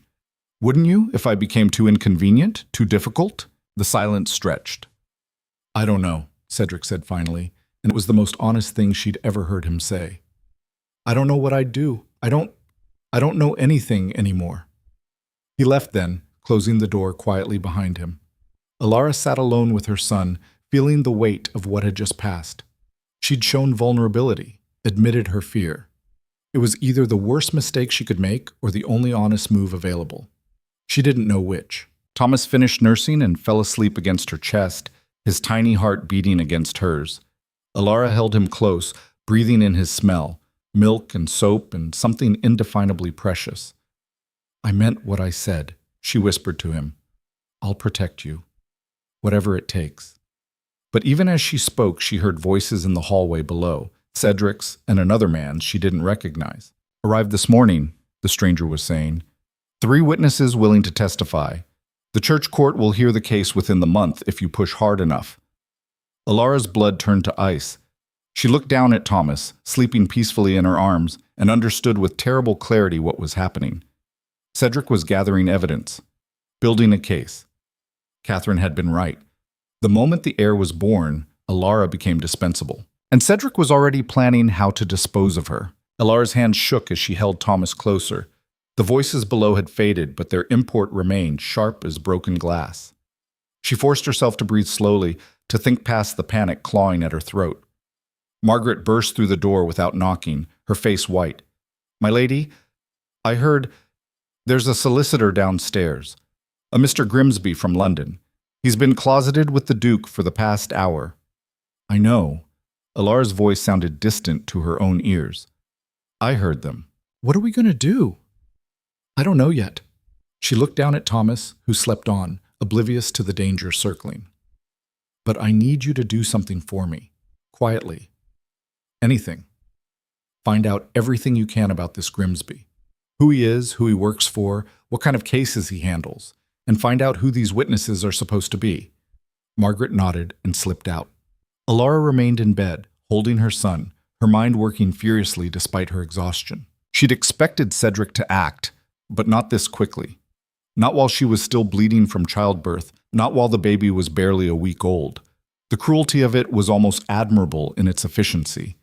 But Catherine's warning had given her time to think, and in those long hours of labor, between contractions that threatened to tear her apart, she'd made certain preparations. 2 days later, when Dr. Hastings pronounced her well enough to leave bed, Alara summoned Mr. Harrison to her sitting room. The estate manager arrived looking nervous. "Your Grace, if this is about the accounts—" "It's not." She gestured for him to sit. "I need your honest assessment, Mr. Harrison. The work we've done here over the past months, has it been successful?" Harrison blinked, clearly not expecting the question. "Successful? Your Grace, it's been extraordinary. The drainage improvements alone have increased crop yields by 30%. The repairs to tenant housing have stopped the exodus to the cities. And the new market contracts you negotiated for wool and grain will see double the income next quarter." "Good." Alara kept her voice steady. "I need you to document all of that. Every improvement, every decision, every increase in revenue. I need a complete record of everything done to restore this estate, with dates and figures. May I ask why? Because I want to ensure credit goes where it's due. She met his eyes. Can you have it ready within 3 days? Of course, Your Grace. After he left, Alara turned to the stack of correspondence on her desk. Letters from tenants thanking her for repairs. Letters from merchants confirming contracts. Letters from neighboring estates commenting on Thornfield's remarkable recovery. She'd been collecting them systematically, filing them carefully. Now she understood why her instincts had told her to save everything. Margaret returned that evening with information. Grimsby's a church court specialist, she reported quietly, closing the door behind her. Handles annulments, separations, divorce cases for wealthy clients. Expensive and discreet. And the witnesses? That's where it gets interesting. Margaret's expression was grim. 3 servants from the London house, 2 footmen and a lady's maid. They're prepared to testify that you've been, she paused, choosing words carefully, inappropriate with Mr. Harrison. Alara's laugh was sharp and bitter. Of course, the estate manager. How convenient. It's a lie, obviously. Obviously. But it doesn't matter if it's true. It matters if it sounds plausible. Alara stood, pacing despite her body's protests. 3 witnesses saying they saw us in compromising situations. A husband who can claim his wife abandoned him to carry on an affair in the countryside. A church court that will take a duke's word over a woman's denial. They can't prove something that didn't happen. They don't need proof. They need doubt. Alara's mind was racing now, seeing the strategy. Cedric divorces me on grounds of adultery, takes Thomas back to London as his legitimate heir, leaves me with nothing, no money, no position, no access to my own child. I'd be ruined, unable to fight back. So what do we do? Alara stopped pacing, her hand pressed against the window glass. Outside, Thornfield's grounds stretched into winter darkness. She'd poured 6 months of her life into this place, made it prosperous, made it matter, and now she was going to use it as a weapon. Get me paper, she said. I need to write some letters. She worked through the night, Thomas sleeping in his cradle beside her desk. Her hand cramped from writing, but she didn't stop. Letter after letter, carefully composed, brutally honest. To Lady Ashworth, I'm writing to inform you of a situation that will soon become public knowledge. The Duke is pursuing divorce on fabricated grounds of adultery. The truth is simpler and sadder. He married me for breeding purposes, got his heir, and now wishes to dispose of an inconvenient wife. I thought you should know before the gossip reaches you. To Lord Pemberton, who'd been impressed by her management of Thornford. Your expertise in estate law would be invaluable in a delicate matter. The Duke's solicitor is attempting to build a case against me. I believe you'll find the accusations both baseless and cynically constructed. To the Archbishop of Canterbury, whom she'd met once at a reception. I write with a heavy heart about proceedings being initiated in church court. As a woman recently delivered of a child, I find myself facing accusations that strike at the heart of maternal dignity and marital faith. Each letter was carefully calibrated, not whining, not pleading, but presenting facts with controlled emotion. She wasn't asking for rescue. She was informing allies and positioning herself before Cedric could control the narrative. At dawn, she sealed the last letter and rang for Margaret. Send these immediately. Pay for the fastest couriers. My lady, you need to rest. I'll rest when I'm safe, not before. 3 days passed in tense waiting. Cedric remained at Thornfield, closeted with Grimsby, occasionally appearing for meals where he and Alara maintained frigid politeness. Thomas grew and thrived, oblivious to the battle being waged over his future. Then, on the 4th day, responses began arriving. Lady Ashworth's letter came first. My dear Duchess, I'm appalled by what you've told me. Several other ladies and I have been discussing the situation. We remember your grace and competence during the season. We also remember certain rumors about the Duke's own conduct. Perhaps it's time those rumors were more widely known. Lord Pemberton's reply was more direct. Your Grace, I've reviewed the circumstances you described. The church court case appears troublingly weak. I've taken the liberty of contacting several colleagues who share my concern about fabricated testimony in marital proceedings. We would be honored to offer our services. But it was the Archbishop's letter that made Alara's hand shake. Duchess, your letter troubles me greatly. I've ordered a preliminary inquiry into the witnesses being presented. It would be most unfortunate if the church court were used to advance false testimony. I will be monitoring this matter personally. She read each letter twice, hardly daring to believe it.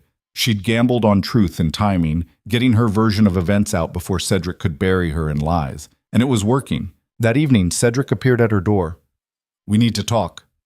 His voice was tight with barely controlled fury. "Then talk." He closed the door behind him, his face mottled with anger. "What have you done?" "I've told the truth." Alara remained seated, Thomas in her arms. "Why? Is truth inconvenient?" "You've been writing letters, spreading lies about me." "Not lies. Facts." She met his eyes calmly. "I told people you're pursuing divorce on fabricated adultery charges. Is that not accurate?" "You had no right. I had every right.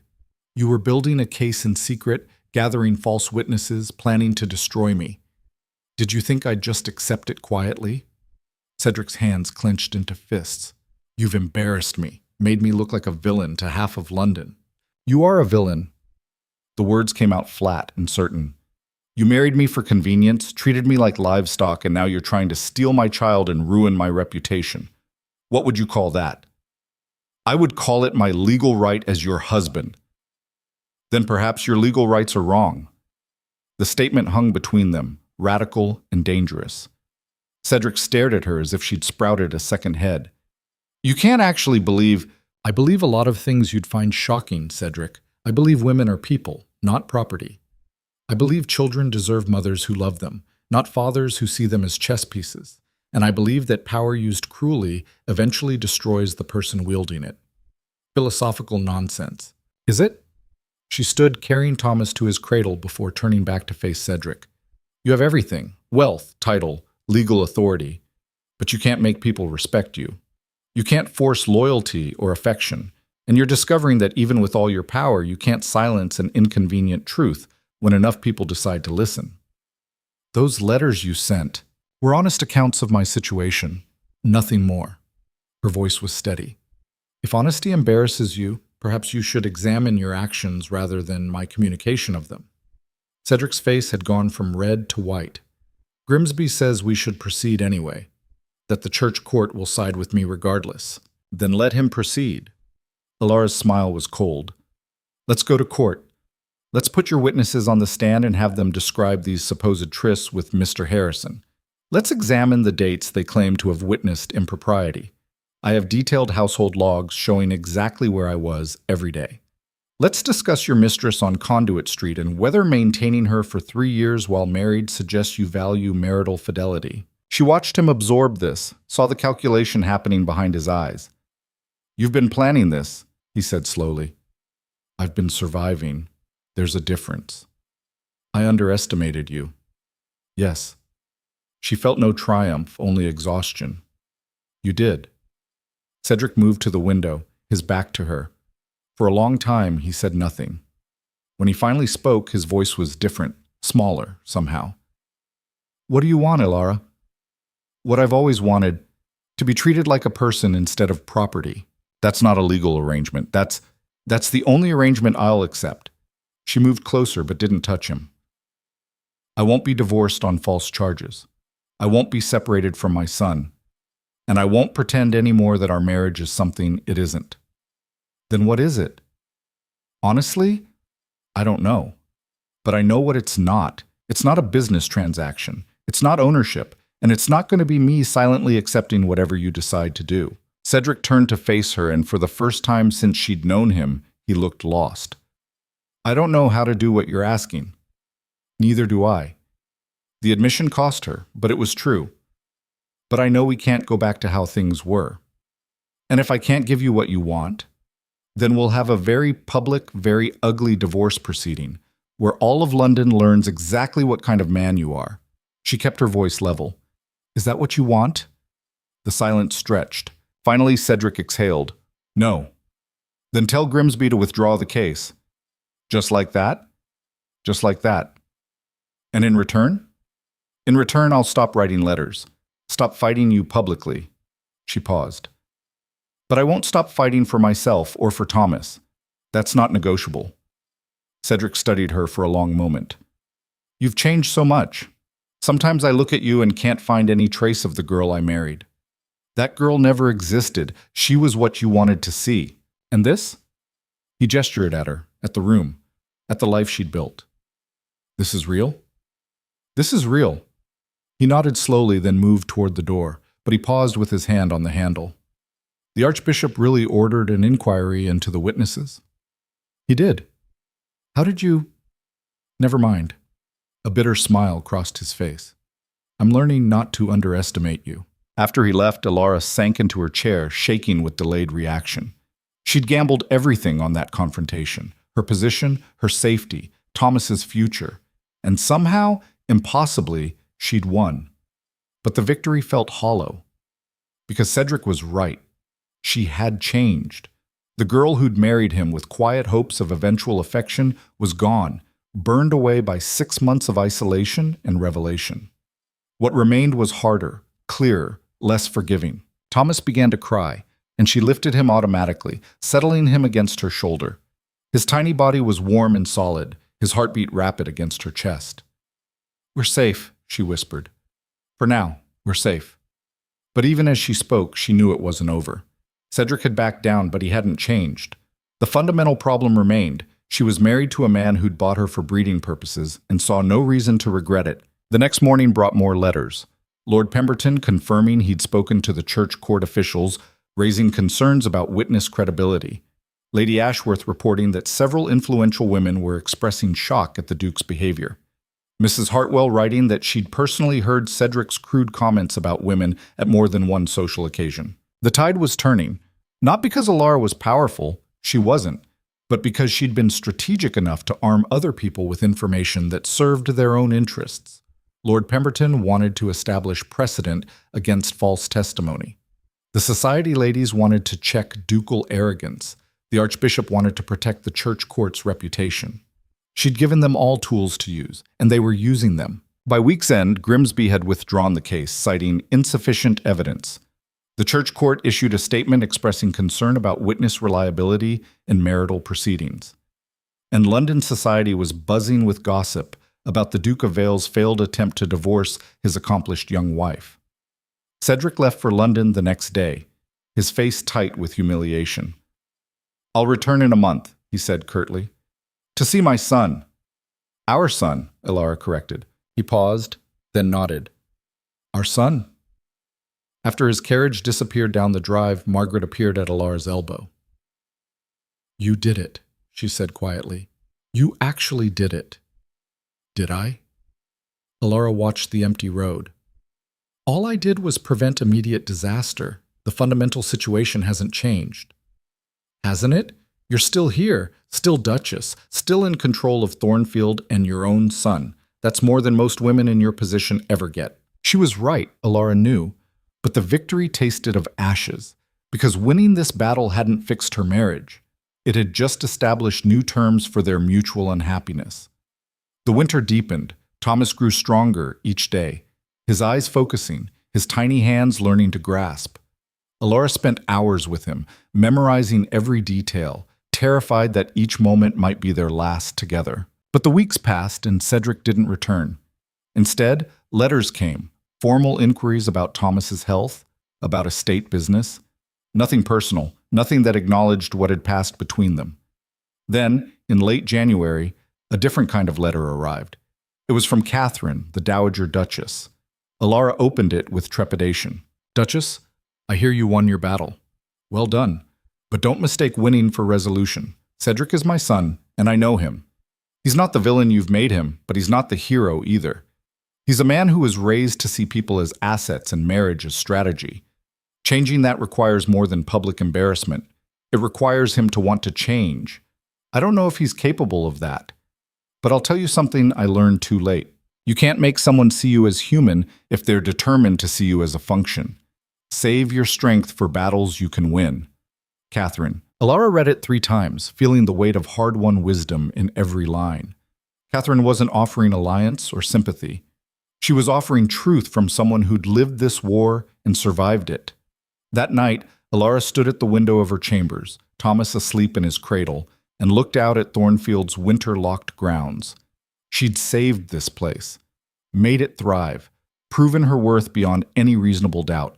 But was it enough? The question circled in her mind as snow began to fall, covering everything in white silence. She'd won the right to stay here, to keep her son, to maintain her dignity. She'd demonstrated that she couldn't be dismissed or destroyed on a whim, but she was still married to a man who fundamentally didn't respect her, still trapped in a system that gave her just enough power to survive, but never enough to be truly free. The victories she'd won were real, but they were also limited, defensive, not transformative. She looked down at Thomas, his small chest rising and falling with each breath. "What world am I leaving you?" she whispered. "What lessons am I teaching you?" The question had no answer, not yet. But 3 days later, as Alara was reviewing accounts in the estate office, Mr. Harrison appeared with an urgent expression. "Your Grace, there's someone here to see you. Says it's important." "Who?" "The Duke, Your Grace, and he's not alone." Alara's heart stopped. "Who's with him?" "I don't know, but there are 3 carriages, my lady. And the Duke, he looks different." Alara stood slowly, her mind racing through possibilities. Had Cedric brought reinforcements? Was this another attack? She moved to the window and looked down at the courtyard. 3 carriages indeed. And descending from the first was Cedric, looking travel-worn and uncertain. Behind him came Catherine, and behind her, Alara's breath caught. Behind Catherine was Dr. Hastings, Lord Pemberton, and Lady Ashworth. This wasn't an attack. This was something else entirely. She smoothed her dress, straightened her spine, and went down to meet them. Cedric met her in the entrance hall. He looked terrible, thinner than she'd ever seen him, with dark circles under his eyes. "Alara," his voice was rough. "Thank you for seeing us. Did I have a choice?" "Yes." He met her eyes. "You always have a choice. I'm learning that now." The others filed in behind him, looking cold and tired from travel. Mrs. Hadley appeared with offers of tea and rooms, herding them toward the drawing room, but Cedric remained in the entrance hall with Alara, the 2 of them alone. "Why are you here?" she asked. "Because I need to tell you something. Something I should have said months ago." He took a breath. "I was wrong." The words hung in the air, simple and enormous. "About what?" Alara's voice was wary. "About everything." He looked at her directly. "About you. About what marriage should be. About what I owe you as a person, not just as a wife." He paused, gathering himself. "I've spent the past month in London thinking, talking to people. My mother, mostly. And she made me see—" He stopped, struggling. "She made me see what I'd done to you, what I'd turned you into by treating you as less than human." Alara felt something crack in her chest, but she kept her expression neutral. "And now you've had a revelation?" "I don't know if it's a revelation, but it's clarity." He gestured helplessly. "I married you thinking you were a means to an end, an acquisition, and you became so much more than that, and I almost destroyed you for it." "Almost." The word was edged.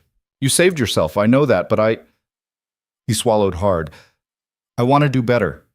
I want to try to be the kind of man who deserves to know you, not own you, know you." Alara studied him, looking for manipulation or strategy, found only exhaustion and what might have been genuine remorse. "Pretty words, Cedric, but what do they mean practically?" "They mean I've dismissed Grimsby, formally withdrawn all divorce proceedings, told everyone in London that you're the best thing that ever happened to Vale Estates, and that I was a fool not to recognize it sooner." "Public relations," Alara said flatly. "Yes, but also truth." He met her eyes. "I brought Lord Pemberton to help draft new legal arrangements. Property settlements that give you independent income, control over Thornfield, guaranteed custody of Thomas regardless of what happens between us. Catherine insisted on it." Alara's breath caught. "What?" "She said you'd never trust words without legal protection. Said she wouldn't have trusted them either." He smiled bitterly. "Turns out my mother has opinions about how I've conducted this marriage." "And you're just agreeing to this?" "I'm trying to make amends." His voice was raw. "I don't know if it's possible, but I'm trying." Alara felt tears pricking her eyes, but she blinked them back. This was what she'd fought for: recognition, respect, security. But now that it was being offered, she didn't know if she could trust it. "Why now?" she asked. What changed? Cedric was quiet for a long moment. I held Thomas, he said finally, the day after he was born, for maybe 2 minutes before he started crying, and I looked at his face and I thought, this is my son, my heir, the whole reason for everything. He paused, and then I realized I felt nothing. The confession hung between them. Nothing? Alara whispered. Not love, not even pride, just assessment, like he was a successful investment. Cedric's face twisted. And it terrified me, because I realized that if I could feel nothing for my own son, then I'd become something hollow, something barely human. Alara watched him struggle with this revelation, saw genuine pain in his expression. So I went to my mother, he continued, told her everything, and she said, he laughed bitterly. She said I'd become exactly what my father made me, efficient, strategic, emotionally dead, and that if I didn't change, I'd die having never actually lived. That sounds like Catherine. She's terrifying when she's honest. He met Alara's eyes. But she was right, and I don't want to be this person anymore. I don't want Thomas to grow up with a father who sees him as an asset. I don't want to look back at 40 years of marriage and realize I spent it with a stranger I never bothered to know. Alara felt something shifting in her chest. Not forgiveness, not yet, but maybe the possibility of it. I can't just forget what you said, she told him. What you did, the way you made me feel. I know. I'm not asking you to forget. He stepped closer, tentative. I'm asking if you might someday let me try to be different. Let me try to know you as a person instead of a possession. That would require you to actually change, Cedric, not just apologize. I know. He nodded. That's why I brought everyone. So we can make it legal, make it real. Give you protection and autonomy, regardless of whether I succeed in being better. Alara looked toward the drawing room where the others waited. Lord Pemberton with legal documents, Catherine with her hard-won wisdom, Lady Ashworth bearing witness. This was what leverage looked like when it finally worked. Not submission, but negotiation. Not defeat, but terms. I'll listen to what Pemberton has drafted, she said finally, but I'm not promising anything beyond that. That's more than I deserve, Cedric said quietly. They walked together into the drawing room where the fire was burning and tea was being served. Catherine looked up as they entered, her expression unreadable but her presence somehow reassuring. Shall we begin? Lord Pemberton asked, spreading documents across the table. Alara sat down, Thomas in her arms, and listened as Pemberton outlined terms that would have been unthinkable 6 months ago. Independent income from Thornfield's revenues, legal custody of any children, property rights that couldn't be revoked, protection from divorce except by mutual consent. It was everything she'd fought for, spelled out in legal language. And sitting across from her, Cedric listened without objection, signing where Pemberton indicated, accepting terms that diminished his absolute authority. When it was done, Catherine stood. Well then, she said briskly. Now that the legal unpleasantness is settled, perhaps we can discuss the human elements. Mother, Cedric began. Be quiet, Cedric. I'm talking to your wife. Catherine turned to Alara, her expression softer than Alara had ever seen it. You won, Duchess. You fought with intelligence and courage, and you won. But winning isn't the same as healing. If you want to build something real from this wreckage, you'll both need to be braver than you've been. I'm listening, Alara said quietly. Good, because I have some wisdom I learned too late, and I'd like to spare you my mistakes. Catherine sat down, her posture perfect, but her voice surprisingly gentle. Marriage in our world is a cage, but cages can have different sizes, different shapes. You've made yours bigger. That's good. But if you want it to be more than a comfortable prison, you'll need to decide if you can forgive him. Not forget. Forgive. Can I? Alara looked at Cedric. Can you actually change? I don't know, he said, and the honesty of it was startling. But I want to try. The room fell silent. Outside, snow was falling again, covering Thornfield in white. Alara looked down at Thomas, sleeping peacefully in her arms. This child would grow up watching how she navigated this moment, learning from her choices what dignity looked like, what courage meant. Then try, she said finally, but know that I won't wait forever for you to figure it out. Cedric nodded, something like hope flickering in his expression. It wasn't forgiveness. It wasn't even trust. But it was a beginning. The beginning was harder than either of them expected. Cedric stayed at Thornfield. Not in Alara's chambers. They maintained separate rooms, separate lives in most ways. But he stayed. The first week was excruciating, filled with awkward silences and careful politeness that felt more exhausting than outright hostility. He tried. Alara had to give him that. He asked questions about Thomas's routine, about the estate improvements, about her preferences for dinner. But the questions came out stiff and formal, like a stranger making conversation at a tedious social event. One evening, after a particularly painful meal where they discussed crop rotations for 40 minutes to avoid saying anything real, Alara set down her fork with more force than necessary. "This isn't working." Cedric looked up, startled. "What isn't?" "This performance. This pretending we're having normal conversations when we're both just filling silence." He flushed. "I'm trying. I know, and it's awful." She stood, moving to the window. "You asked me about drainage ditches for 20 minutes, Cedric. You don't care about drainage ditches." "I'm trying to show interest in your work." "Then show real interest. Ask me something you actually want to know." She turned to face him. "Or don't. But stop performing politeness like it's a social obligation you're checking off a list." Cedric stared at his plate, jaw tight. For a moment she thought he'd retreat into cold formality, but then something shifted in his expression. "Fine," he said. "Here's something I actually want to know. Do you hate me?" The bluntness of it caught her off guard. "I don't know," she said honestly. "Sometimes. Other times I just feel tired." "Tired of what?" "Of being angry. Of remembering what you said about me. Of wondering if this," she gestured between them, "is even possible." Cedric absorbed this, his face unreadable. "Would it help if I told you I hate what I said? That I replay that conversation constantly and want to go back and strangle my own stupidity? Does it torment you?" "Yes." "Good." The word came out sharper than she'd intended. "Because it should." They stood in silence, the honesty between them raw and uncomfortable. "I don't know how to do this," Cedric said finally. "How to talk to you like a person instead of fulfilling a role. I've never—" He stopped, struggling. "I've never had to before." "What do you mean?" "I mean, every relationship I've had has been transactional. My father taught me that people are assets or liabilities. My friends are political allies. My mistress was—" He paused, uncomfortable. "A service purchased. Even my mother loves me because I'm her son, not because she particularly likes who I am." Alara felt something twist in her chest that might have been pity. "That's bleak. It's efficient." His smile was bitter.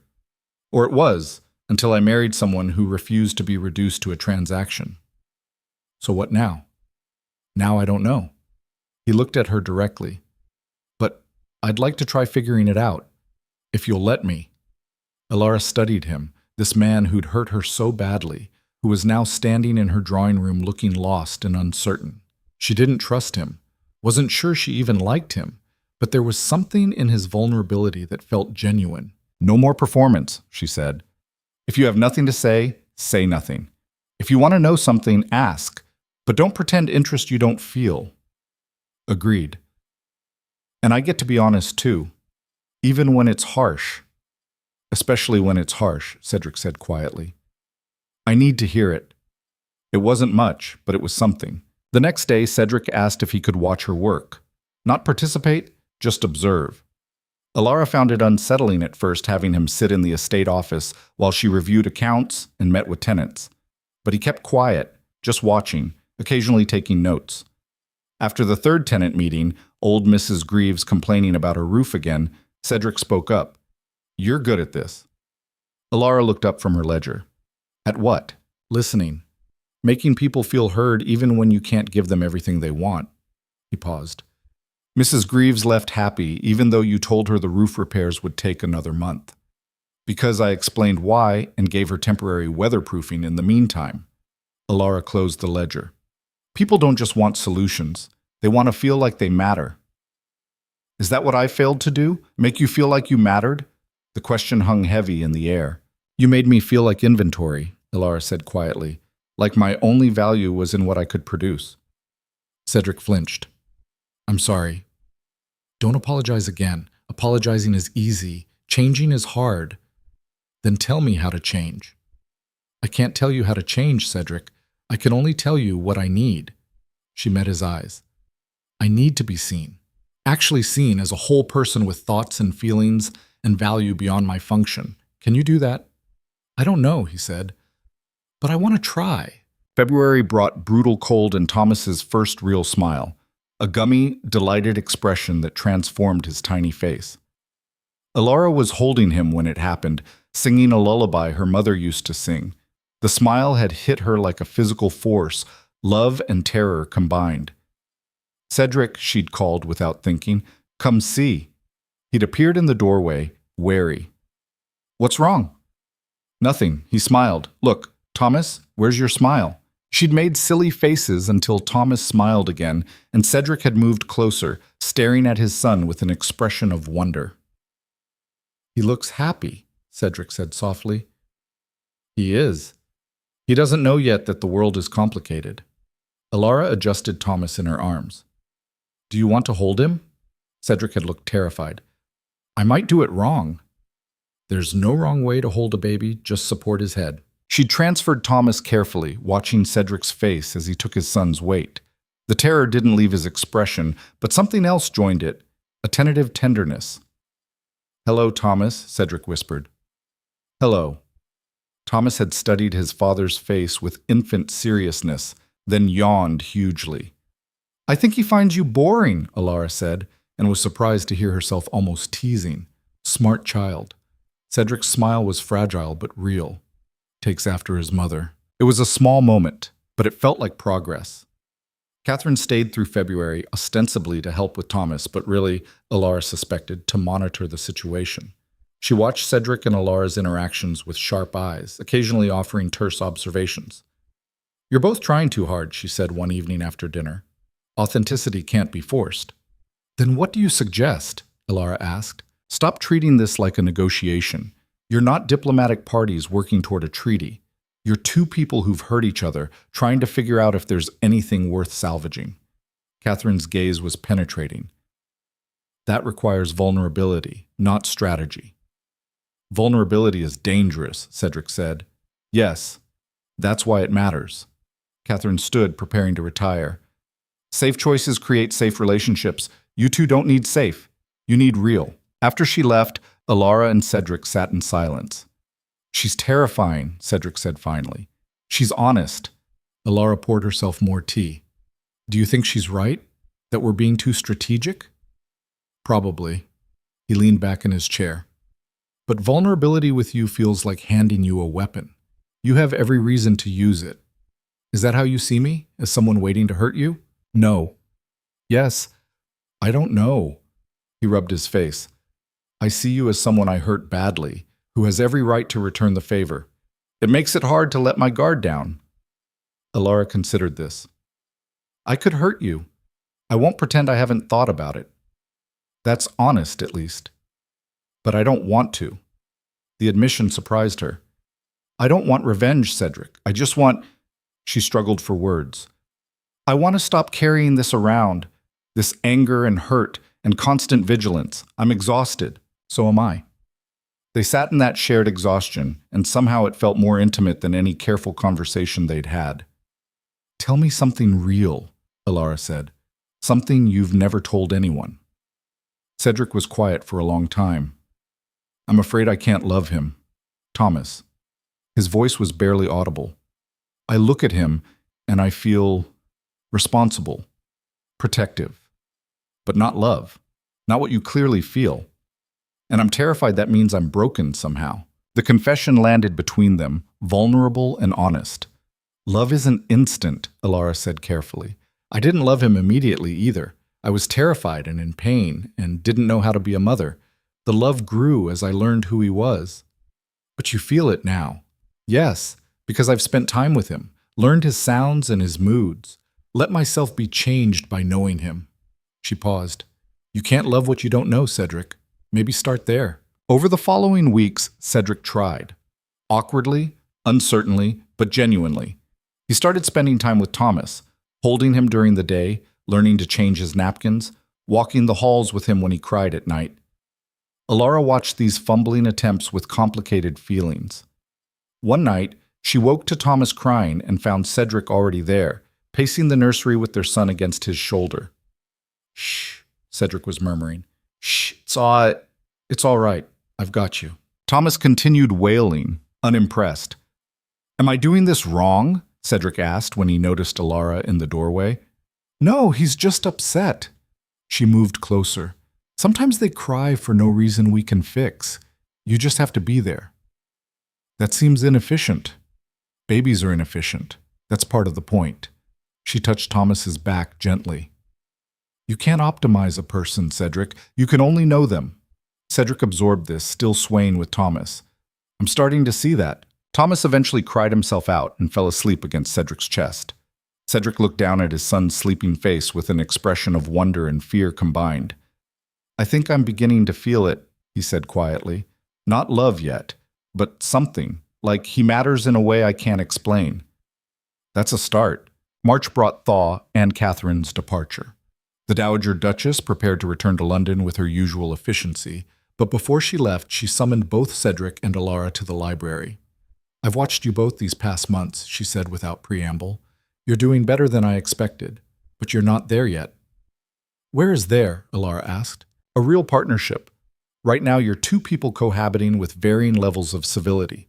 That's not enough." She looked at Cedric. "You need to stop waiting for Alara to tell you you're forgiven and start forgiving yourself. Your guilt is making you passive." Then to Alara.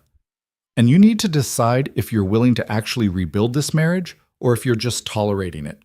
Because tolerance isn't the same as commitment, and your son will learn the difference." "That's harsh," Cedric said.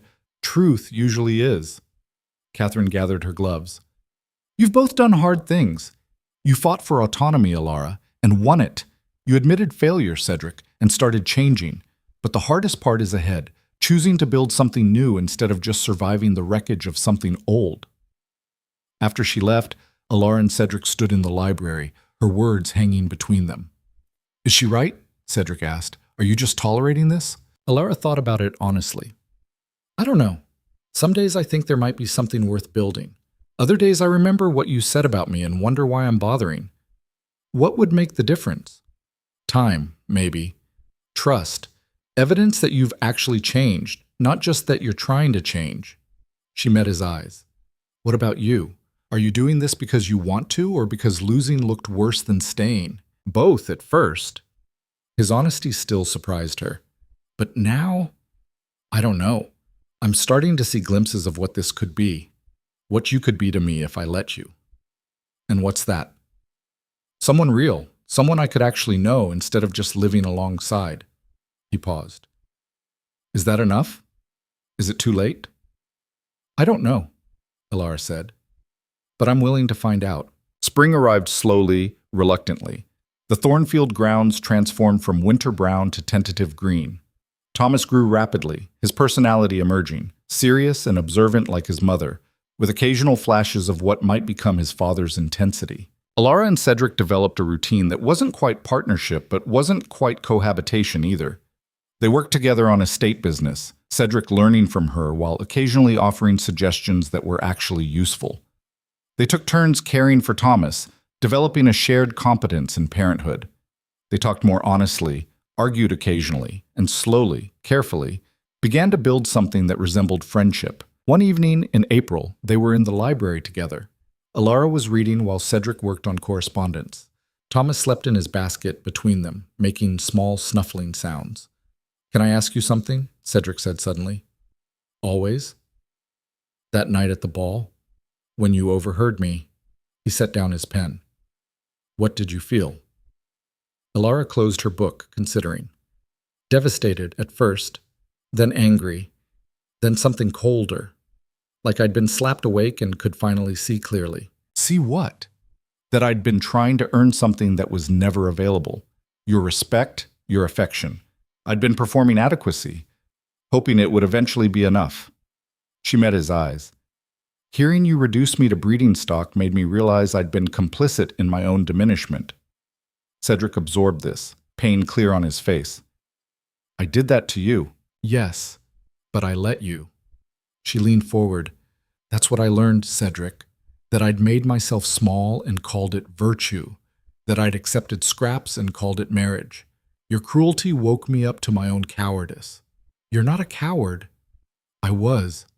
I'm trying not to be anymore. They sat in silence, the honesty between them uncomfortable but real. I'm glad you heard me, Cedric said finally. Alara's eyebrows rose. What? If you hadn't heard me, you'd still be pretending, and I'd still be blind. We'd both be trapped in a polite lie that slowly killed us. He looked at her directly. Your anger saved us both. I see that now. Something shifted in Alara's chest, not forgiveness exactly, but a loosening of the knot she'd been carrying.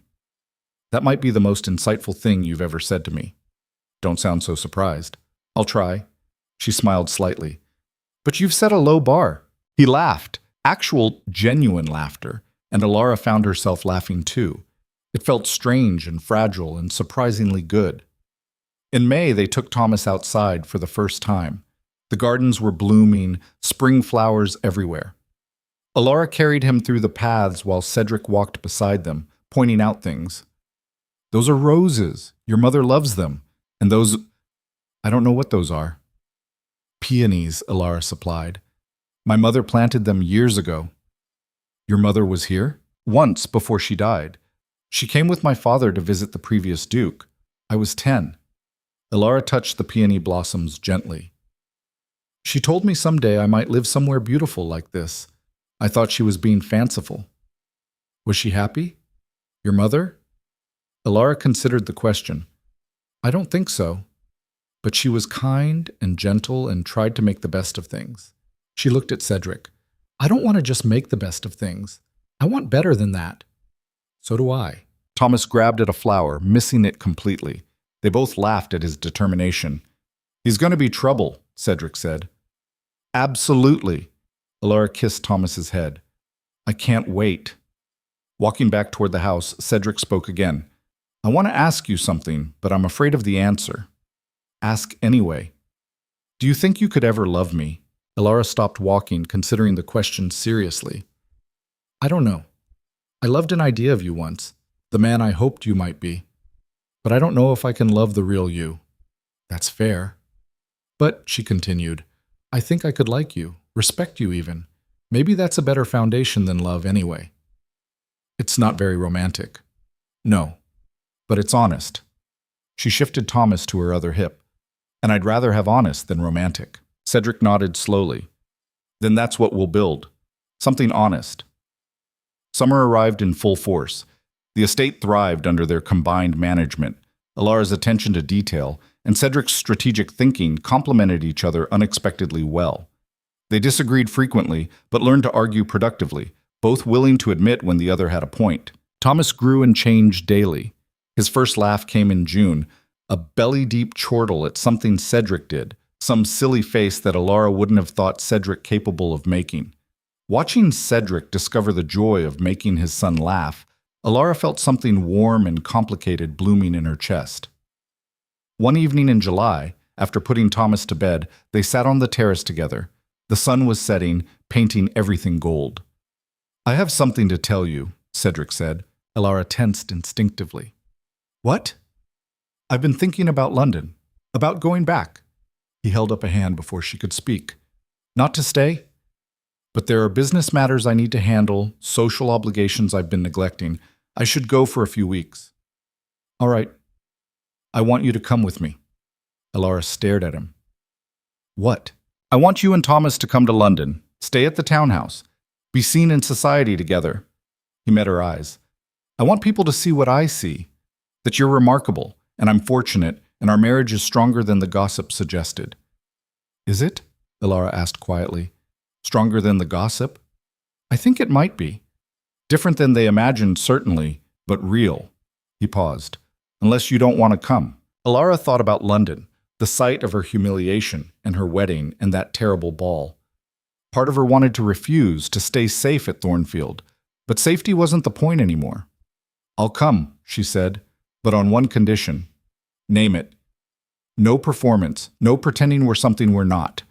If people ask, we tell them the truth, that we're rebuilding after a difficult start. Cedric considered this. That's remarkably honest for society. I'm done with polite lies. Then honest it is. They traveled to London in August, arriving to find the city half empty for summer, but still buzzing with curiosity about their return. The Duke and Duchess, who'd been separated by scandal, back together with their infant son. The first social event was a small dinner at Lady Ashworth's townhouse. Alara dressed carefully, choosing confidence over elegance. When she walked into the drawing room with Thomas in her arms and Cedric at her side, conversation stopped. Lady Ashworth recovered first, sweeping forward with genuine warmth. "Duchess, how wonderful to see you. And this must be young Thomas." "It is." Alara shifted him so he was visible. "Say hello, Thomas." Thomas grabbed at Lady Ashworth's necklace and drooled. "Perfect manners already," Lady Ashworth said, delighted. "He'll fit right in." The evening was surprisingly pleasant. People asked careful questions, and Alara answered with careful honesty. Yes, the first months of marriage had been difficult. Yes, they'd spent time apart while she managed Thornfield. Yes, they were finding their way forward together now. Lord Pemberton cornered her at one point. "I'm glad to see you both here. Together." "Are you?" "I am. Not many couples survive the kind of crisis you faced. Fewer still managed to build something real from it." He glanced at Cedric across the room. "He's different. You've changed him." "He's changing himself," Alara corrected. "I'm just giving him space to do it. However it's happening, it's good to see." On the carriage ride home, Cedric was quiet. "What are you thinking?" Alara asked. "That went better than I expected." "People are curious, not hostile. There's a difference." Still, he looked at Thomas, sleeping in Alara's arms. "I kept waiting for someone to ask pointed questions about why we were separated, about the rumors. They did. I answered honestly." "You told them we struggled?" "I told them we're human, that marriage is hard and we're figuring it out." She met his eyes. "Is that a problem?" "No, it's refreshing, actually. No pretense." "I'm not going back to pretense, Cedric. Not for you, not for society. If that embarrasses you, it doesn't." He reached across the carriage, hesitating. "May I?" Alara understood he was asking permission to touch her. She nodded. Cedric took her free hand carefully, like something fragile.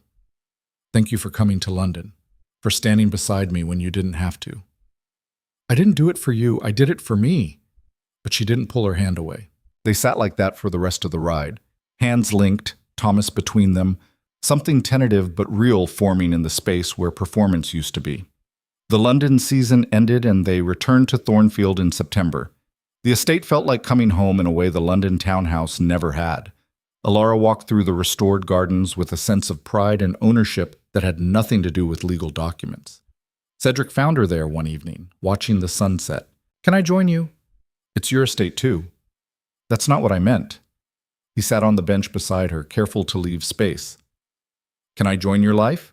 Actually join it, not just inhabit the same space." Alara looked at him. This man who'd hurt her so badly, who'd fought his own nature to try to become someone better. He wasn't perfect. Still struggled with vulnerability, still occasionally reverted to seeing people as assets. But he was trying, really trying. "You're already in my life, Cedric. The question is what you do with that position. I want to be worthy of it." "Then keep doing what you're doing. Keep changing. Keep being honest." She paused. "And keep being patient with me, because I'm not ready for more than this yet." "More than what?" "More than friendship, partnership, whatever this is." She gestured between them. "I like you, Cedric. I respect you. But I don't love you. Not yet. Maybe not ever." "I understand." "Do you?" "Because I need you to understand that I might never feel for you what you might want me to feel. That this might be as close as we get." Cedric was quiet, absorbing this. "When I married you, I thought love was irrelevant, that it was romantic nonsense that got in the way of practical partnership. And now? Now I think I was wrong about everything." He looked at her. "I don't know if I love you, Alara. I don't think I know what love is. But I know that I want you to be happy, that your well-being matters to me more than my own comfort, that I'd rather spend time with you than anyone else." "That might be love." Alara said quietly. Or it might be the beginning of it. He smiled slightly. Either way, I'm not in a hurry. We have time. October brought Thomas's first birthday. They celebrated at Thornfield with just the household staff and a few close friends from neighboring estates. It was small and intimate, nothing like the grand social events they'd once thought important. Thomas smashed cake into his hair and laughed with delight. Cedric tried to clean him up and got more cake on himself. Alara watched them together and felt her heart do something complicated. Later, after Thomas was in bed and the guests had departed, she found Cedric in the library. "Thank you," she said. "For what?" "For today. For making it about Thomas, not about showing off for society. It's his birthday. It should be about him." Cedric looked up from his book. "Besides, I'm learning that the best things are usually the quiet ones." Alara moved to sit beside him, closer than she usually allowed. "You've come a long way from the man who reduced me to breeding stock. I have a long way still to go." "Maybe, but you're going the right direction." She leaned against his shoulder tentatively. "I'm proud of you, for what it's worth." Cedric went very still. "It's worth everything." They sat like that for a long time, comfortable in silence, while the fire burned low and the house settled around them. Winter returned, and with it came reflection. 1 year since Thomas's birth, 18 months since Alara had heard those devastating words at the ball. She stood in her chambers one evening, looking at herself in the mirror. The woman looking back was different from the bride who'd arrived at Thornfield broken and furious. This woman was harder, clearer, more certain of her own worth. Cedric appeared in the doorway. They'd developed this habit. He'd knock and wait. She'd invite him in or not. Tonight she nodded. "I've been thinking," he said, coming to stand beside her at the mirror, "about that night at the ball. I think about it too. I wish I could undo it. Take back every word. I don't." Alara met his eyes in the reflection. "If you hadn't said those things, I never would have woken up. I'd still be trying to earn your approval, making myself smaller, accepting crumbs and calling it love. Still, I hurt you. Yes, and I hurt you back, and we're both different because of it." She turned to face him directly. "I don't want to undo the past, Cedric. I want to build something better with what we learned from it. Can we?" "I think we're already doing it." Cedric reached for her hand slowly, giving her time to pull away. She didn't. He raised it to his lips, pressing a kiss to her knuckles that was tentative and asking permission. "I love you," he said quietly. "I don't know if I'm saying it right or if it's the kind of love you want, but it's real. You're the first real thing I've ever felt." Alara's breath caught. She searched his face for performance or strategy and found only vulnerability. "I don't know if I love you," she said honestly, "but I want to find out. And that's something. It's enough." He kissed her then, soft and uncertain, more question than claim. Alara kissed him back and it felt like possibility. Spring came again, and with it the anniversary of Alara's arrival at Thornfield. She stood in the gardens, watching Thomas toddle through the flowers, while Cedric followed behind, ready to catch him when he inevitably fell. Margaret appeared at her elbow. "1.5 years. Look how far you've come." "We've come," Alara corrected. "I couldn't have done any of this without you." "You could have, but I'm glad you didn't have to." Margaret watched Cedric swoop Thomas up as he tripped, both of them laughing. "He's different, really different. He's trying. Is it enough? For you?" Alara considered the question. "I don't know if love is about enough. I think it's about choosing. Choosing to see someone clearly and still show up. Choosing to build something even when it's hard." Sounds exhausting. "It is," Alara smiled. "But it's real, and I'm done with comfortable lies." Thomas shrieked with delight as Cedric lifted him high, and Alara felt something settle in her chest. Not perfect happiness. Life was too complicated for that. But something solid and true. They'd started as a transaction, become enemies, fought their way to honesty. And now, slowly, carefully, they were building something that had no name yet but felt like it might be worth the fight. That evening, after Thomas was asleep, Alara found Cedric on the terrace, the same terrace where they'd sat a year ago, strangers trying to navigate disaster. "Can I join you?" she asked. "Always." She sat beside him, their shoulders touching. I've been thinking about the future. What about it? About what we want it to look like. For Thomas. For us. For this place. She gestured at Thornfield's grounds. I want him to grow up seeing partnership, respect, two people who chose each other and keep choosing each other, even when it's hard. Is that what we're doing? Choosing each other? I think so. Are you? Cedric took her hand, lacing their fingers together. Every day, even when you're impossible and stubborn and refuse to let me get away with anything. Especially then. He laughed. Especially then. They sat in comfortable silence, watching stars emerge as twilight deepened. Somewhere inside, Thomas slept peacefully. The estate thrived around them. And two people who'd started as strangers, who'd hurt each other and fought and slowly learned to be honest, sat together in the growing dark. I love you, Elara said suddenly. The words surprised her, but once said she knew they were true. I fought it for a long time, thought loving you meant forgiving everything, accepting less than I deserved.